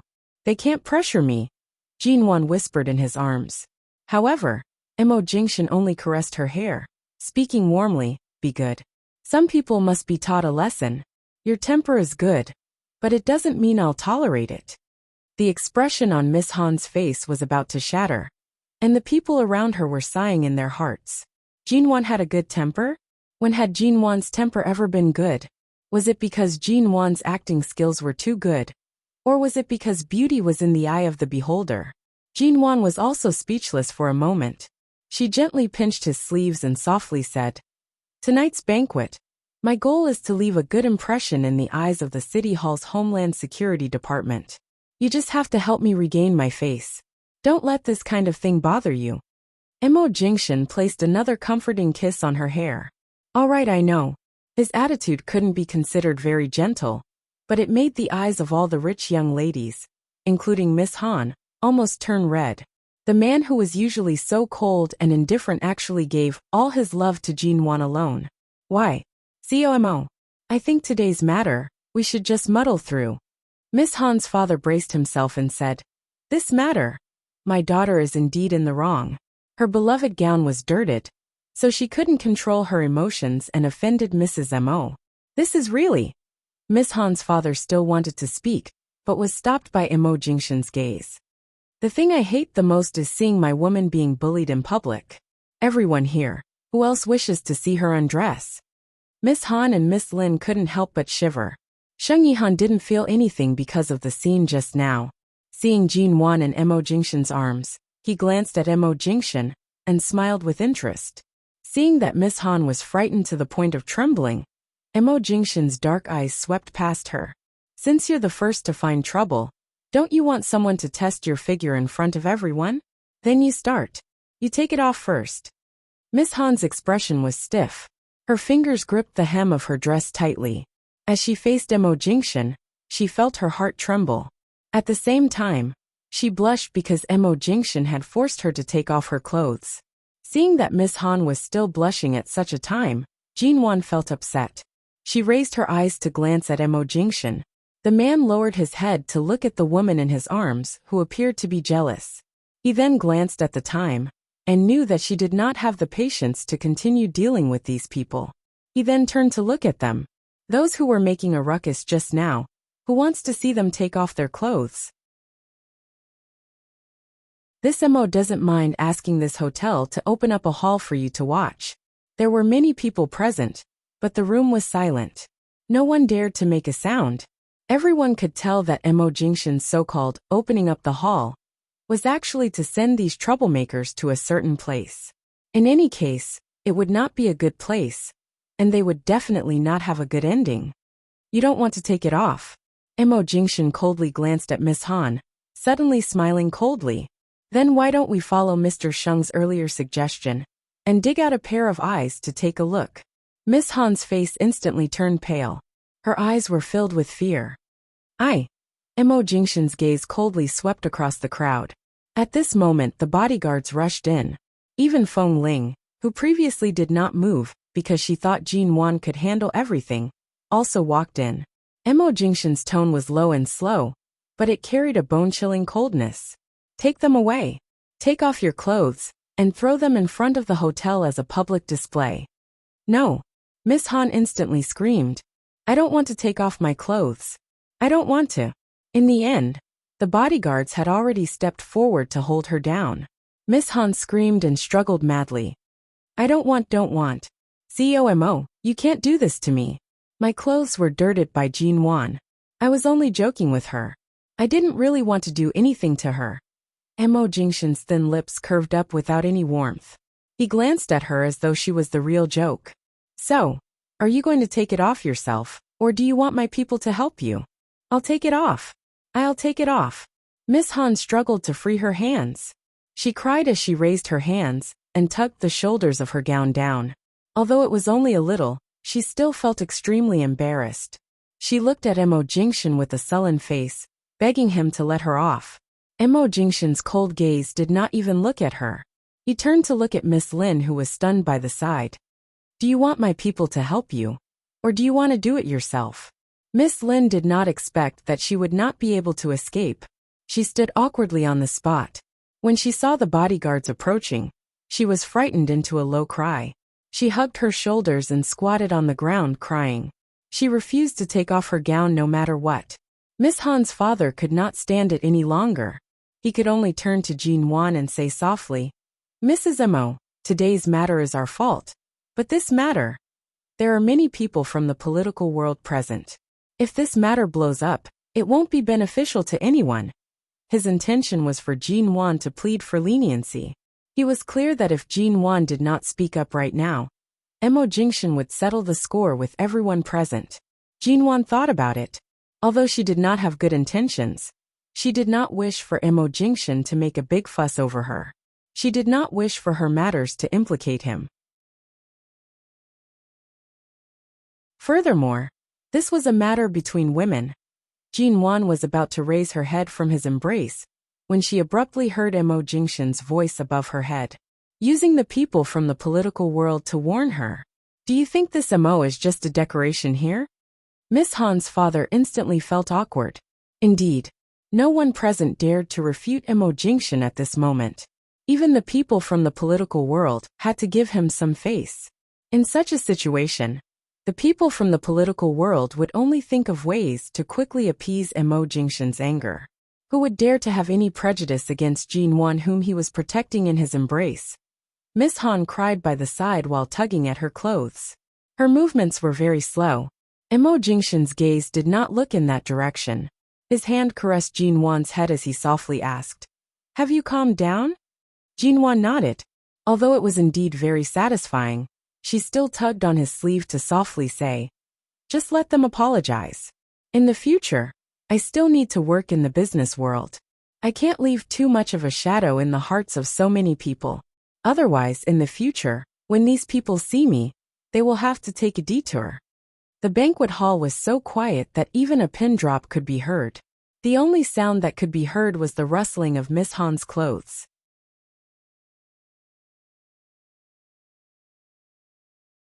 Chapter 161. Miss Han thought that she could use this opportunity to escape. In the end, Jin Wan only glanced at her. A hint of a smile, yet not a smile in the depths of her eyes. Although I didn't plan on taking things too far. If an apology can solve the problem, what's the point of having the police? Jin Wan's face was filled with a different kind of beauty. Her delicate brows were covered with a layer of frivolous mockery, and her voice was soft with a hint of coldness. Didn't this Jin Wan act as a little white flower in front of Mo Jingshan earlier? What was going on now? Relying on Mo Jingshan's support, she was starting to act again, wasn't she? Miss Han gritted her teeth and did not make a sound.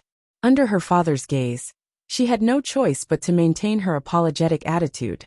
Her face was red as she said, "It's only a glass of red wine. There's no need to call the police, right?" Miss Lin, who was squatting on the ground and refusing to take off her clothes, abruptly stood up. Her eyes were filled with anger as she said, "COMO, I'm afraid you don't know how arrogant this Jin Wan is. Even if you don't help her, she can still stand on our heads. She's only pretending to be so kind and innocent because you're here. How could she be as delicate as you are right now? How disgusting." Jin Wan raised her brows. "Even now, you're still insisting that I didn't give you any face? Didn't you hear Miss Han's apology earlier? I'm the one who was wrongly accused. Do I have to be soft when trying to prove my innocence?" Miss Lin rolled her eyes at her and turned to look at Mo Jingshan. She did not believe that he would be tricked by Jin Wan's acting. After all, there were not many people who liked to see Jin Wan being so proud of herself. The few young ladies standing at the back saw that Miss Lin had taken the lead and directly agreed. "That's true. I didn't expect Mrs. Mo to be so good at acting. COMO, the moment you arrived, she immediately dove into your embrace, looking so delicate. This change in mood is really shocking." This time, the hall once again filled with similar criticisms. The malicious intent from the few rich families' young ladies was so brazen. Many people wanted to see Jin Wan's truly despondent face, or her embarrassment when she was abandoned and ignored. Even if they were not tough enough in front of Mo Jingshan, she didn't believe that Jin Wan would be able to escape from so many people's accusations and doubts. Even if they couldn't skin her alive today, they had to make her a laughing stock. At this moment, Miss Han also took the opportunity to look at Mo Jingshan. Meeting the man's pitch-black eyes, her shrill voice trembled slightly and was even a little agitated. "COMO, regarding the matter of wrongly accusing Mrs. Mo, I've already apologized. But earlier on, her ridicule toward me was indeed too much. I've always admired you, COMO. Before you got married, I even tried to find an opportunity to meet you. At that time, my emotions were unstable, so I committed suicide by jumping off a building. To me, this matter is already a very negative past. Yet, Mrs. Mo actually dared to tear open my scars and ridicule me in front of everyone. There's nothing wrong with liking someone. Besides, it was before CEO Mo got married. Shouldn't she apologize to me?" Mo Jingshan calmly glanced at her. "Should I applaud you for jumping off a building to commit suicide? Or should I view every woman who has fallen for me in a different light? What does your negative past and extreme way of handling things have to do with me?" Miss Han's expression was stiff and pale. I'm saying that earlier, Mrs. Mo revealed my scars. I've already apologized to her, so she should also." Mo Jingshan's tone was cold. Do I look like someone who would uphold justice for someone unrelated to you? Or am I so free that I would seek justice for someone who wrongly accused my wife? A woman who was unrelated to him was talking about her past to gain sympathy. Or perhaps, it could be said that she was trying to gain his attention. However, in Mo Jingshan's eyes, aside from Jin Wan, everything else here had nothing to do with him.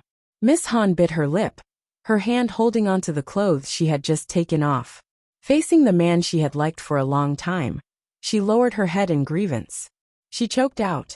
But however, Mo Jingshan no longer looked at her. He turned toward the group of people who were trying to bully Jin Wan. His gaze was calm and did not change in the slightest. As my wife, it doesn't matter if you're delicate or independent. When a woman should be soft, she should be soft. When she should be firm, she should be neither servile nor overbearing. The man's tone remained mild, but it caused the sensible people in the crowd to immediately shut their mouths. The hall once again descended into a strange silence. Miss Han took a deep breath. It was as though she was unwilling and filled with hatred. Her gaze shifted back and forth between Jin Wan and Mo Jingshan. All of a sudden, someone softly spoke from the crowd. Miss Han, are you still going to take off your clothes? The silence was broken.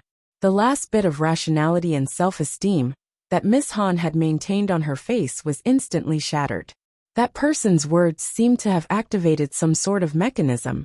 Many of the people who were originally waiting to see Jin Wan make a fool of herself now understood how they could protect themselves and prevent themselves from being implicated. People were often like this. Adding insult to injury was the greatest entertainment for these upper-class young ladies.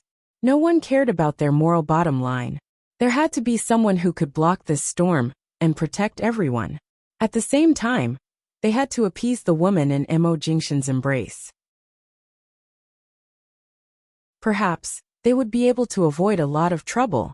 Miss Han's eyes reddened. Her two hands gripped her clothes tightly, unwilling to continue taking them off. Seeing that Jin Wan was completely in Mo Jingshan's embrace, she was about to die from anger. She gritted her teeth and spoke toward Jin Wan. The man you snatched from another woman is now protecting you in front of everyone. Mrs. Mo, you must be very proud, right? Jin Wan calmly glanced at her. She did not understand what she meant by the man who snatched from another woman. Mo Jingshan's calm gaze caused Miss Han to feel as though she had been shoved into an ice cave. Her entire body was cold, but she was still angered to the point of madness. Furthermore, the crowd's ridicule toward her had provoked her to the point of losing her rationality. She suppressed the fear in her heart and loudly said, Jin Wan, what's with that expression? Don't you know that Mo Jingshan was once engaged in America? He once had a fiancé.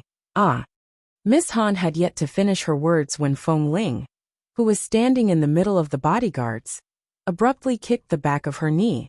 She abruptly staggered and knelt onto the ground. Why are you speaking so much nonsense when it's just taking off my clothes? Do you want me to help you? Feng Ling coldly spoke.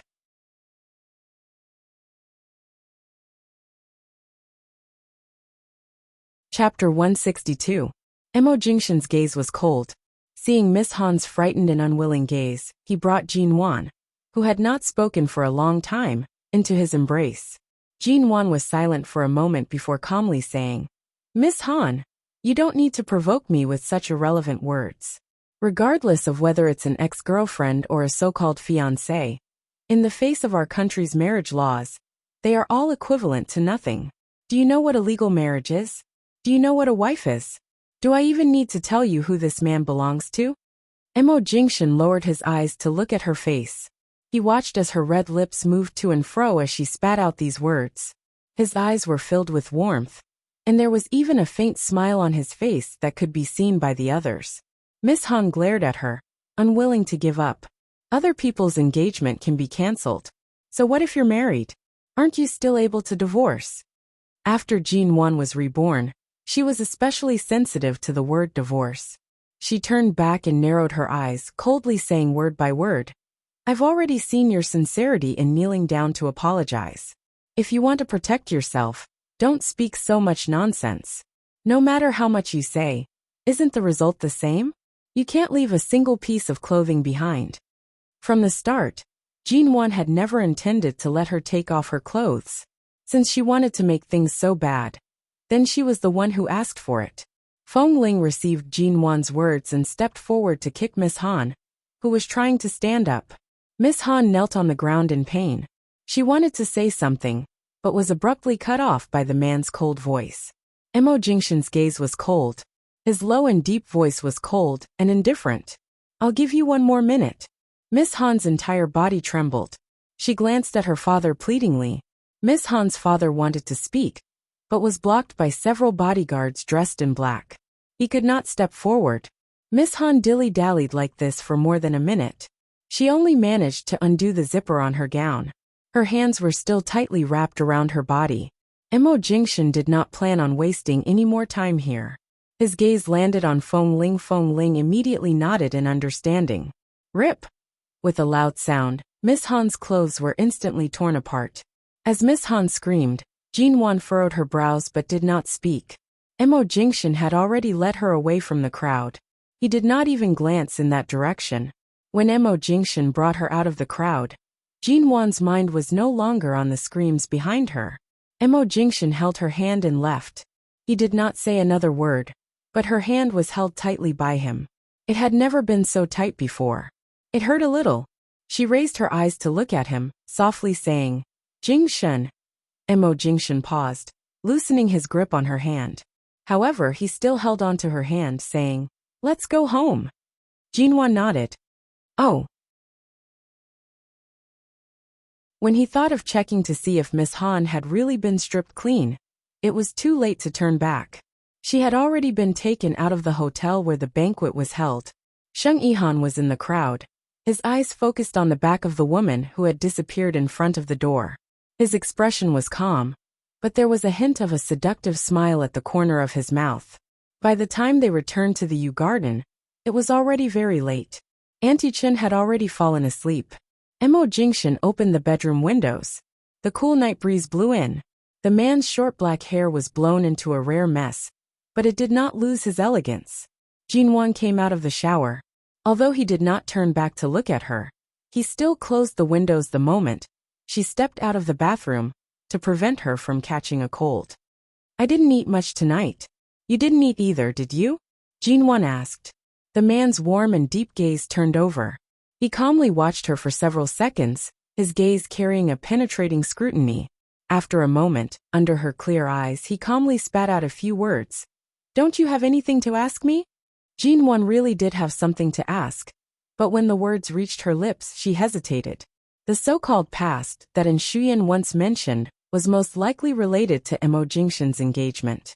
Although she was not too clear about his past in America, she was certain that since Mo Jingshan did not deny this matter tonight, it meant that it was true. Since he had given her the opportunity to ask, she was certainly not willing to keep a knot in her heart. Jinwan walked over and stood before him, asking, Before me, did you love any other woman? Mo Jingshan rested one hand on the railing by the window, leaning against the blue reflection of the swimming pool in the Yew Garden. He watched her, raised his hand, and rubbed it against her damp hair that she had just showered. No, he answered. Jinwan did not ask another word, and directly smiled. Then I have nothing to ask. Seeing the woman's attitude, Mo Jingshan chuckled softly. He raised his hand to unbutton the top 3 buttons of his shirt. Hungry? What do you want to eat? Go take a shower first. Auntie Chen is already asleep. I'll go cook 2 bowls of noodles. Although it's not as good as yours, at least it's edible. Jinwan spoke and turned to bring out his clothes, urging him to take a shower. Mo Jingshan looked at her frank and clean gaze. After a moment he took the clothes. All right. Jinwan was in the kitchen, watching the boiling water in the pot. It was not until the water had boiled for a long time that she remembered to put the noodles in. After hearing the sound, Auntie Chen got up and put on a coat to help her cook. Jinwan declined and asked Auntie Chen to go back to her room to rest. After cooking the noodles, she picked up a tray, put the 2 bowls of noodles on it, and carried them up.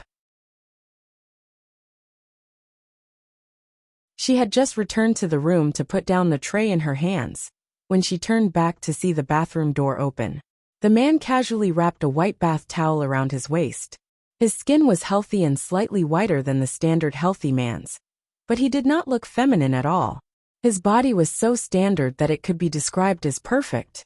His muscles were well defined, and there were still water droplets rolling down his chest, hidden in the bath towel. Although they had lived together for so long, every time Jin-won saw this scene, she still wanted to push him back into the bathroom and let him put on his clothes before coming out. Then try it. Ever since I ate the noodles you made that time, I haven't cooked noodles for a long time. Jin-won sat by the table as she spoke. She picked up her chopsticks and tasted a mouthful. Thankfully, when she was in the kitchen earlier, aside from being slightly distracted when boiling the water, she paid attention to the hardness of the noodles and did not cook them too badly. Although the taste was not as good as Mo Jingshan's, it was not bad either. Mo Jingshan glanced at her and was about to walk over when the little woman's mouth was full of noodles. She looked at him with her cheeks puffed up, saying vaguely, "Put on your clothes first." Mo Jingshan watched her eating manner and smiled. The windows were open earlier, so the room was slightly cold. He glanced at her again and turned to put on a bathrobe.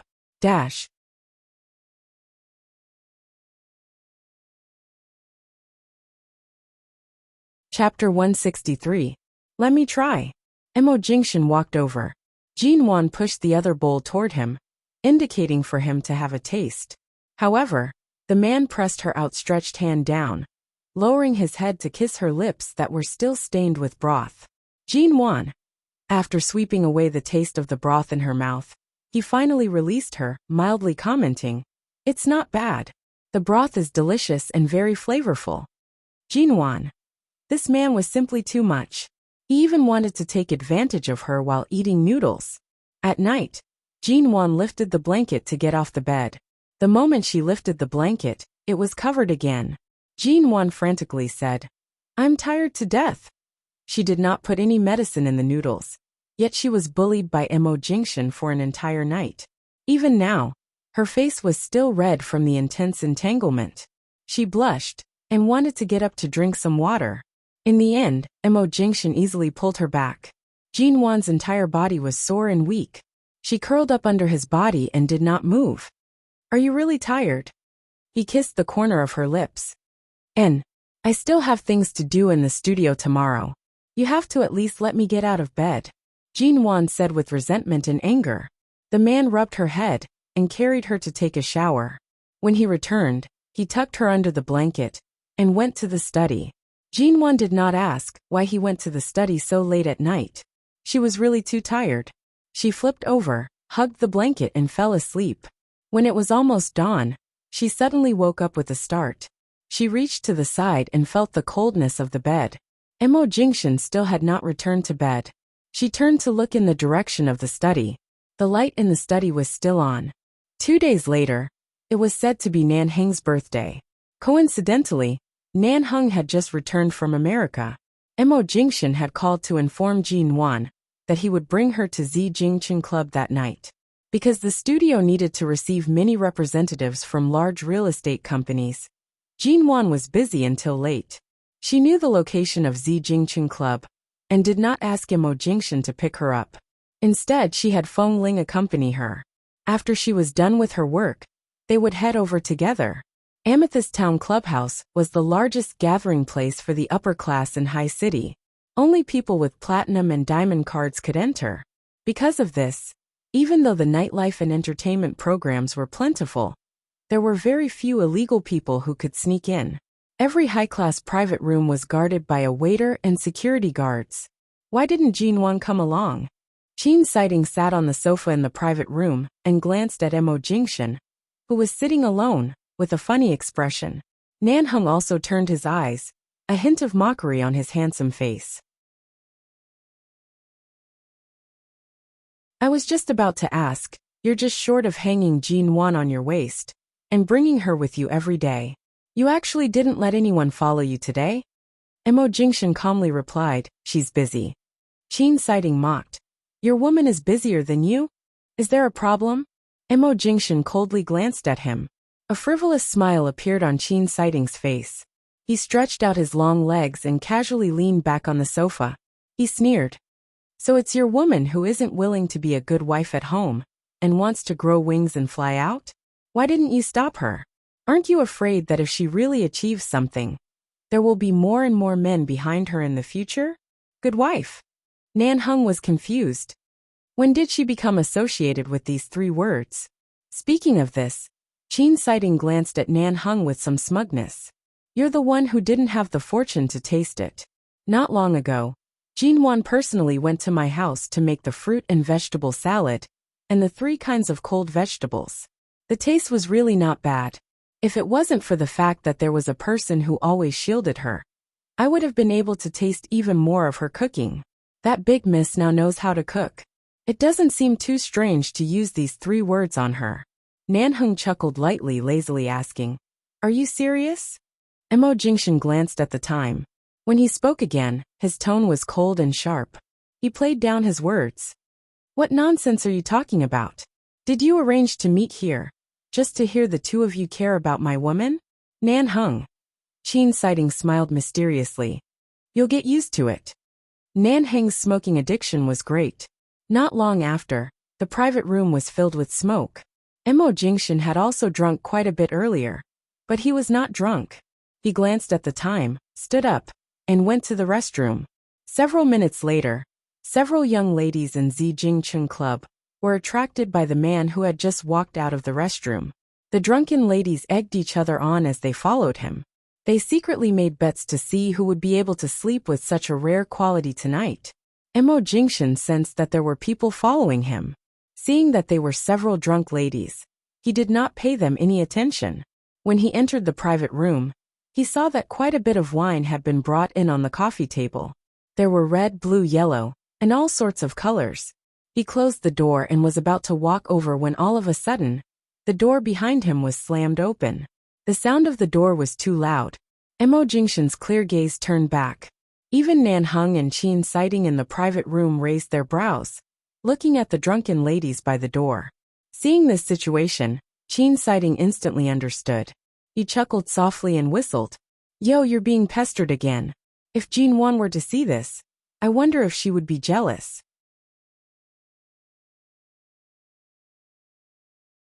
Mo Jingshan pretended not to hear Qin Sighting's words. His gaze coldly swept over the few young ladies whose faces clearly showed that they wanted to sleep with him. Get out. His voice did not contain any warmth. The few young ladies all reeked of alcohol. Originally, they were quite bold, but the moment they saw the coldness in his eyes, as well as the man's cold, icy aura, they all cowered. Only one of the young ladies was pushed out. It was unknown whether it was because her face was too red, or because she had drunk too much, but she stared at him with a red face. Her mouth stuttered as she squeezed out a complete sentence. I think you're very handsome. I like you so, can you? No. His cold and indifferent voice was as cold as frost.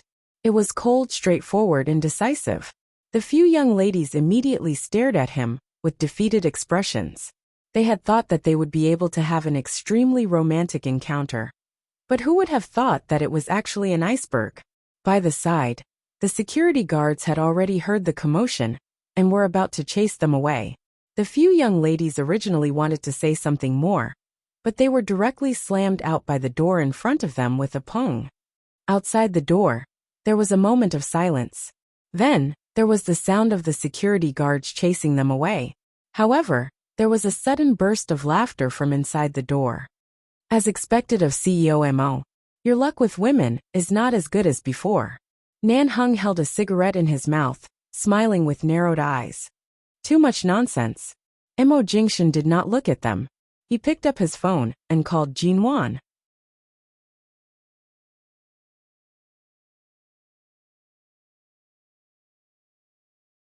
Chapter 164.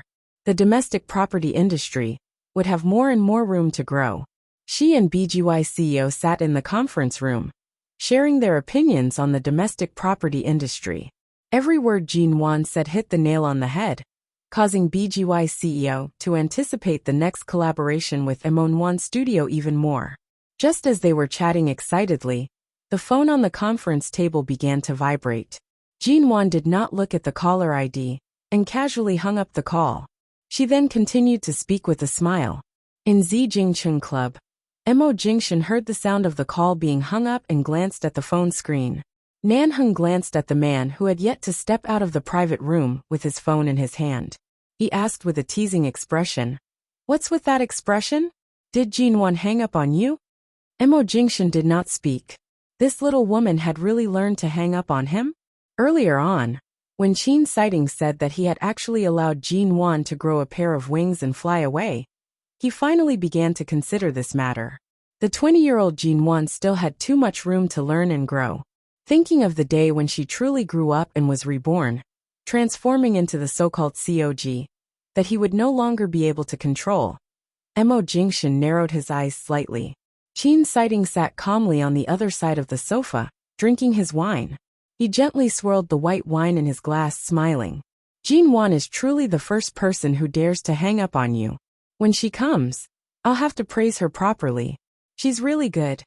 Qin Sighting paused for a moment before speaking again. It's already late. Don't let anything happen. Should we go take a look at her? Nan Heng glanced at the time. With Feng Ling by her side, there won't be any problems. This call was definitely hung up on her. I placed my most capable assistant by his woman's side. If something still happens, wouldn't I be letting down the many years of nurturing Feng Ling down? Mo Jingshan walked over. Before returning to the sofa, he kicked away Nan Heng's leg that was placed on the crystal coffee table. After sitting down, he said indifferently, "If I don't get Feng Ling away from your side, I'm afraid you'll die in her hands." Nan Heng suddenly choked on a mouthful of smoke. He coughed until his eyes became bloodshot before he said with difficulty, "What the F***CK? Do you mean I'll die in her hands?" Mo Jingshan coldly sneered. "It seems like you've been very free recently." "What? I'm very free. Do you want to fight me?" Nan Heng narrowed his eyes with a cigarette in his mouth. "Don't you too? If you want to kill each other, stay away from me. I don't want to drag two seriously injured patients back to the hospital in the middle of the night. It's rare that I'm not on the night shift today." Half an hour later, Jin Wan finally appeared at Zijingcheng Club. The security guard led the way to the designated private room. Pushing the door open, he saw that the private room inside was very spacious. There were sofas, coffee tables, vertical microphones, and many other facilities that only high-class clubs would have. There were only 3 people sitting inside: Mo Jingshan, Nan Heng, and Qin Sighting. Right now, Qin Sighting could be considered an old acquaintance. To Jin Wan, Nan Heng was someone she had only heard of but never met. It was said that he usually stayed in America for a longer period of time and was involved in the arms business. He had once made a name for himself in Haicheng and later on became famous in America. The moment she opened the door, Mo Jingshan's heavy eyes turned toward her. He said, "Wan, come over and sit." Jin Wan nodded and was about to go over when she abruptly saw Nan Heng's unbearable expression. It was as though he had goosebumps. "I say, you guys, you can kiss me however you want at home. Can't you take note that this is a public place?" Nan Heng coldly reprimanded. After knowing Mo Jingshan for so many years, they had never seen him take such initiative toward anyone, much less in such an intimate and passionate manner. It really broke through the limits of what they could accept. Mo Jingshan coldly glanced at him. "Move your feet away." Nan Heng. He really wanted to curse, but he endured it. He turned to see that Jin Wan had already walked over. Nan Heng's feet were placed on the coffee table, blocking the way. As he retracted his feet, he glanced toward the door. After sending Jin Wan to the door, Feng Ling dutifully stood outside the door. She turned to stand with the bodyguards by the door. "What are you standing outside for? Come in." Nan Heng suppressed his voice. It was cold and commanding. Earlier, Jin Wan had also planned to let Feng Ling in, but Feng Ling did not enter. She had just sat down by Mo Jingshan's side when she raised her eyes to speak to Feng Ling outside the door. "That's right. Come in. It's not like you're an outsider." Feng Ling remained standing outside the door. She did not speak. Her gaze swept past Nan Heng's face, but it was only a calm and indifferent glance. She did not greet her former boss and shifted her gaze back to Jin Wan. This kind of occasion is not suitable for me. Mrs. M.O. I'll stand guard outside the door. Call me if there's anything. After speaking, she directly closed the door from the outside. There was a strange silence in the private room. Jin Wan was used to Feng Ling's cold and stubborn temper. Seeing that the door had already been closed from the outside, she did not force it further. Mo Jingshan watched Jin Wan's face and handed the wine list on the coffee table to her. What do you want to drink? Jin Wan lowered her head to look at the wine list and then at the many good wines on the coffee table. She smiled to say, there's no need to go through so much trouble. There's so much wine. I'll just drink with you.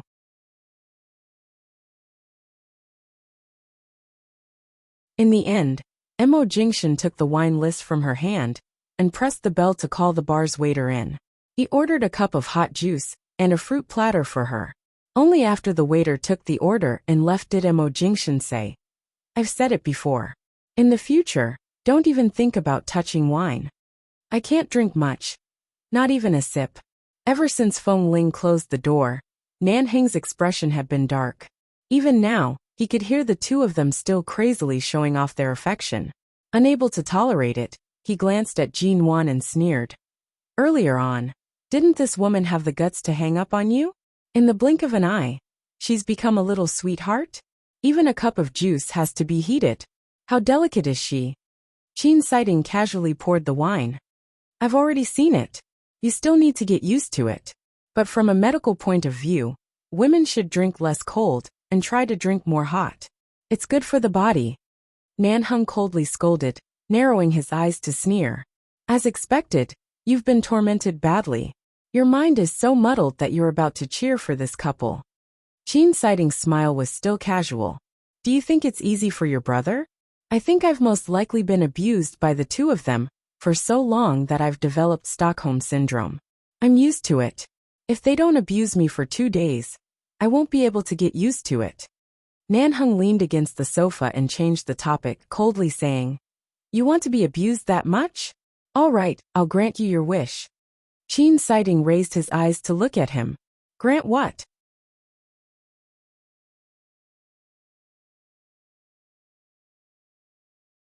Chapter 165. She hung up on Mo Jingshan's call.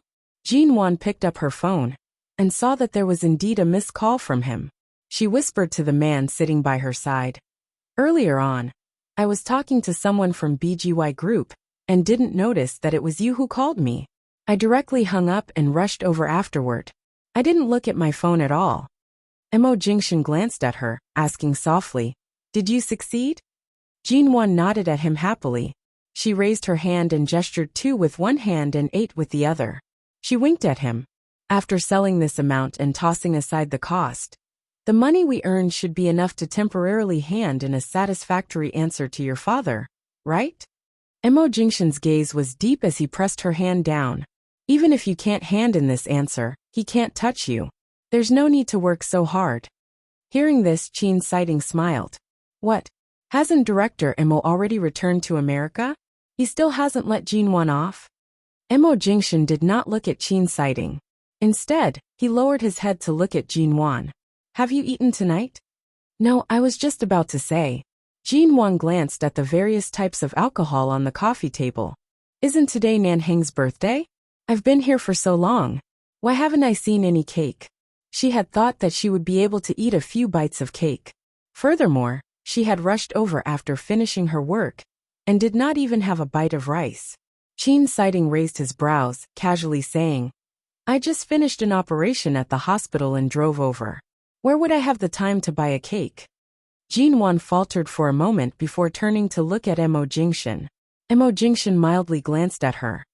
Do I look like someone who would specially buy a cake to celebrate a man's birthday? Jin Wan pursed her lips. Then what should we do? Even if you don't like to eat cake, since it's your birthday, there has to be some form. If I had known earlier, I would have given you a call earlier. Earlier on, I happened to pass by a pretty good cake shop. Which shop? Get your female bodyguard to buy it, Qin Siding said. When Nanheng heard the words female bodyguard, he coldly glanced at him. There's no need. Someone will come later. She will probably buy it. Who? Aren't there just the few of us today? Qin Sighting glanced at him. Nan Hung smiled and casually leaned back on the sofa. He glanced at Qin Sighting without saying a word. His gaze seemed to be saying, "Brat, just wait to be tortured." Qin Sighting's handsome brows moved. After a moment of silence, he seemed to have thought of something, and his face suddenly turned cold. "You can't be." Suddenly, the door to the private room was pushed open, and a figure carrying an exquisite cake box appeared in front of the door. Jinwan looked straight ahead. It was a woman.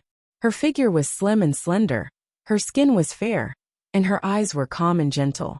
She should be about the same age as Jinwan. Her long, slightly curly hair was spread out behind her back. She had an outstanding temperament, but did not have much lethality. She was carrying a large cake box in her hand.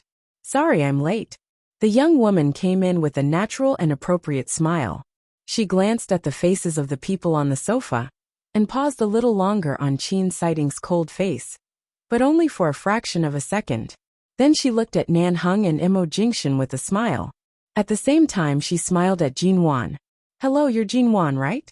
We've met before, but you definitely don't remember. I'm sure Nianj." "Miss Sure?" Hearing this, Jinwan finally had an impression. Sure Nianj, the daughter of Haicheng's Shida International Group. She was 2 years older than Jinwan. The Sure family lived in America, and their domestic company was in Haicheng. Jinwan had indeed met her before, but it was only when Jinwan and Ji Hongwen attended a banquet several years ago. There was even a rumor that Sure Nianj was the only one who could compare to Jinwan in terms of beauty. If it weren't for the fact that the Sure family was not in Haicheng, the two of them would definitely be the two most famous flowers in Haicheng. The two did not have much contact. When Sure Nianj was in Haicheng, Jinwan was studying abroad. When Jinwan returned, Sure Nianj had already returned to America. Otherwise, they might have become very good friends. Jinwan stood up, took the cake for her, and placed it on the coffee table. She said sincerely, "It's really been many years since we last met. Miss Sure, why have you returned? Will you settle in Haicheng or return to America?" "The Sure family's domestic headquarters will remain in Haicheng. Perhaps I will stay, but there may also be other changes." As Sure Nianj spoke, she glanced at Nan Hung. "I brought the cake so late. I didn't spoil your mood, did I?" "No, you came just in time. Mrs. Imo was just complaining about why there was no cake," Nan Hung said, his gaze meaningfully glancing at Qin Sighting, who had not spoken a single word. Jinwan felt that the atmosphere was different from what she had expected. She glanced at Nan Hung, and then at Qin Sighting. She felt that Qin Sighting seemed to be surrounded by a cold aura, suppressing a gloomy coldness that she had never seen before. She turned to look at Imo Jingshan. Imo Jingshan did not even raise his eyes. He continued drinking the wine in his glass, clearly unconcerned. "I ordered the cake yesterday. Earlier on, when I was about to collect it, I found out that their dessert chef had applied for a leave and would only be back in the afternoon. He only started making it in the afternoon, so I waited for a long time." As Sure Nianj spoke, she opened the cake box with a smile. She said to Jinwan, "When did Miss Ji get married? I didn't even get a cup of wedding wine to drink." As she spoke, she glanced at Imo Jingshan. "CEO Imo didn't even send a wedding invitation to our Sure family. Isn't that too ungrateful? Sit down and talk." Imo Jingshan indicated for them to sit down. Jinwan and Sure Nianj opened the cake together and took out the candles. She then pulled Sure Nianj to sit by the side. All of a sudden, Qin Sighting stood up, picked up his coat from the sofa, and said coldly and casually, "I still have something to do. I'll leave first."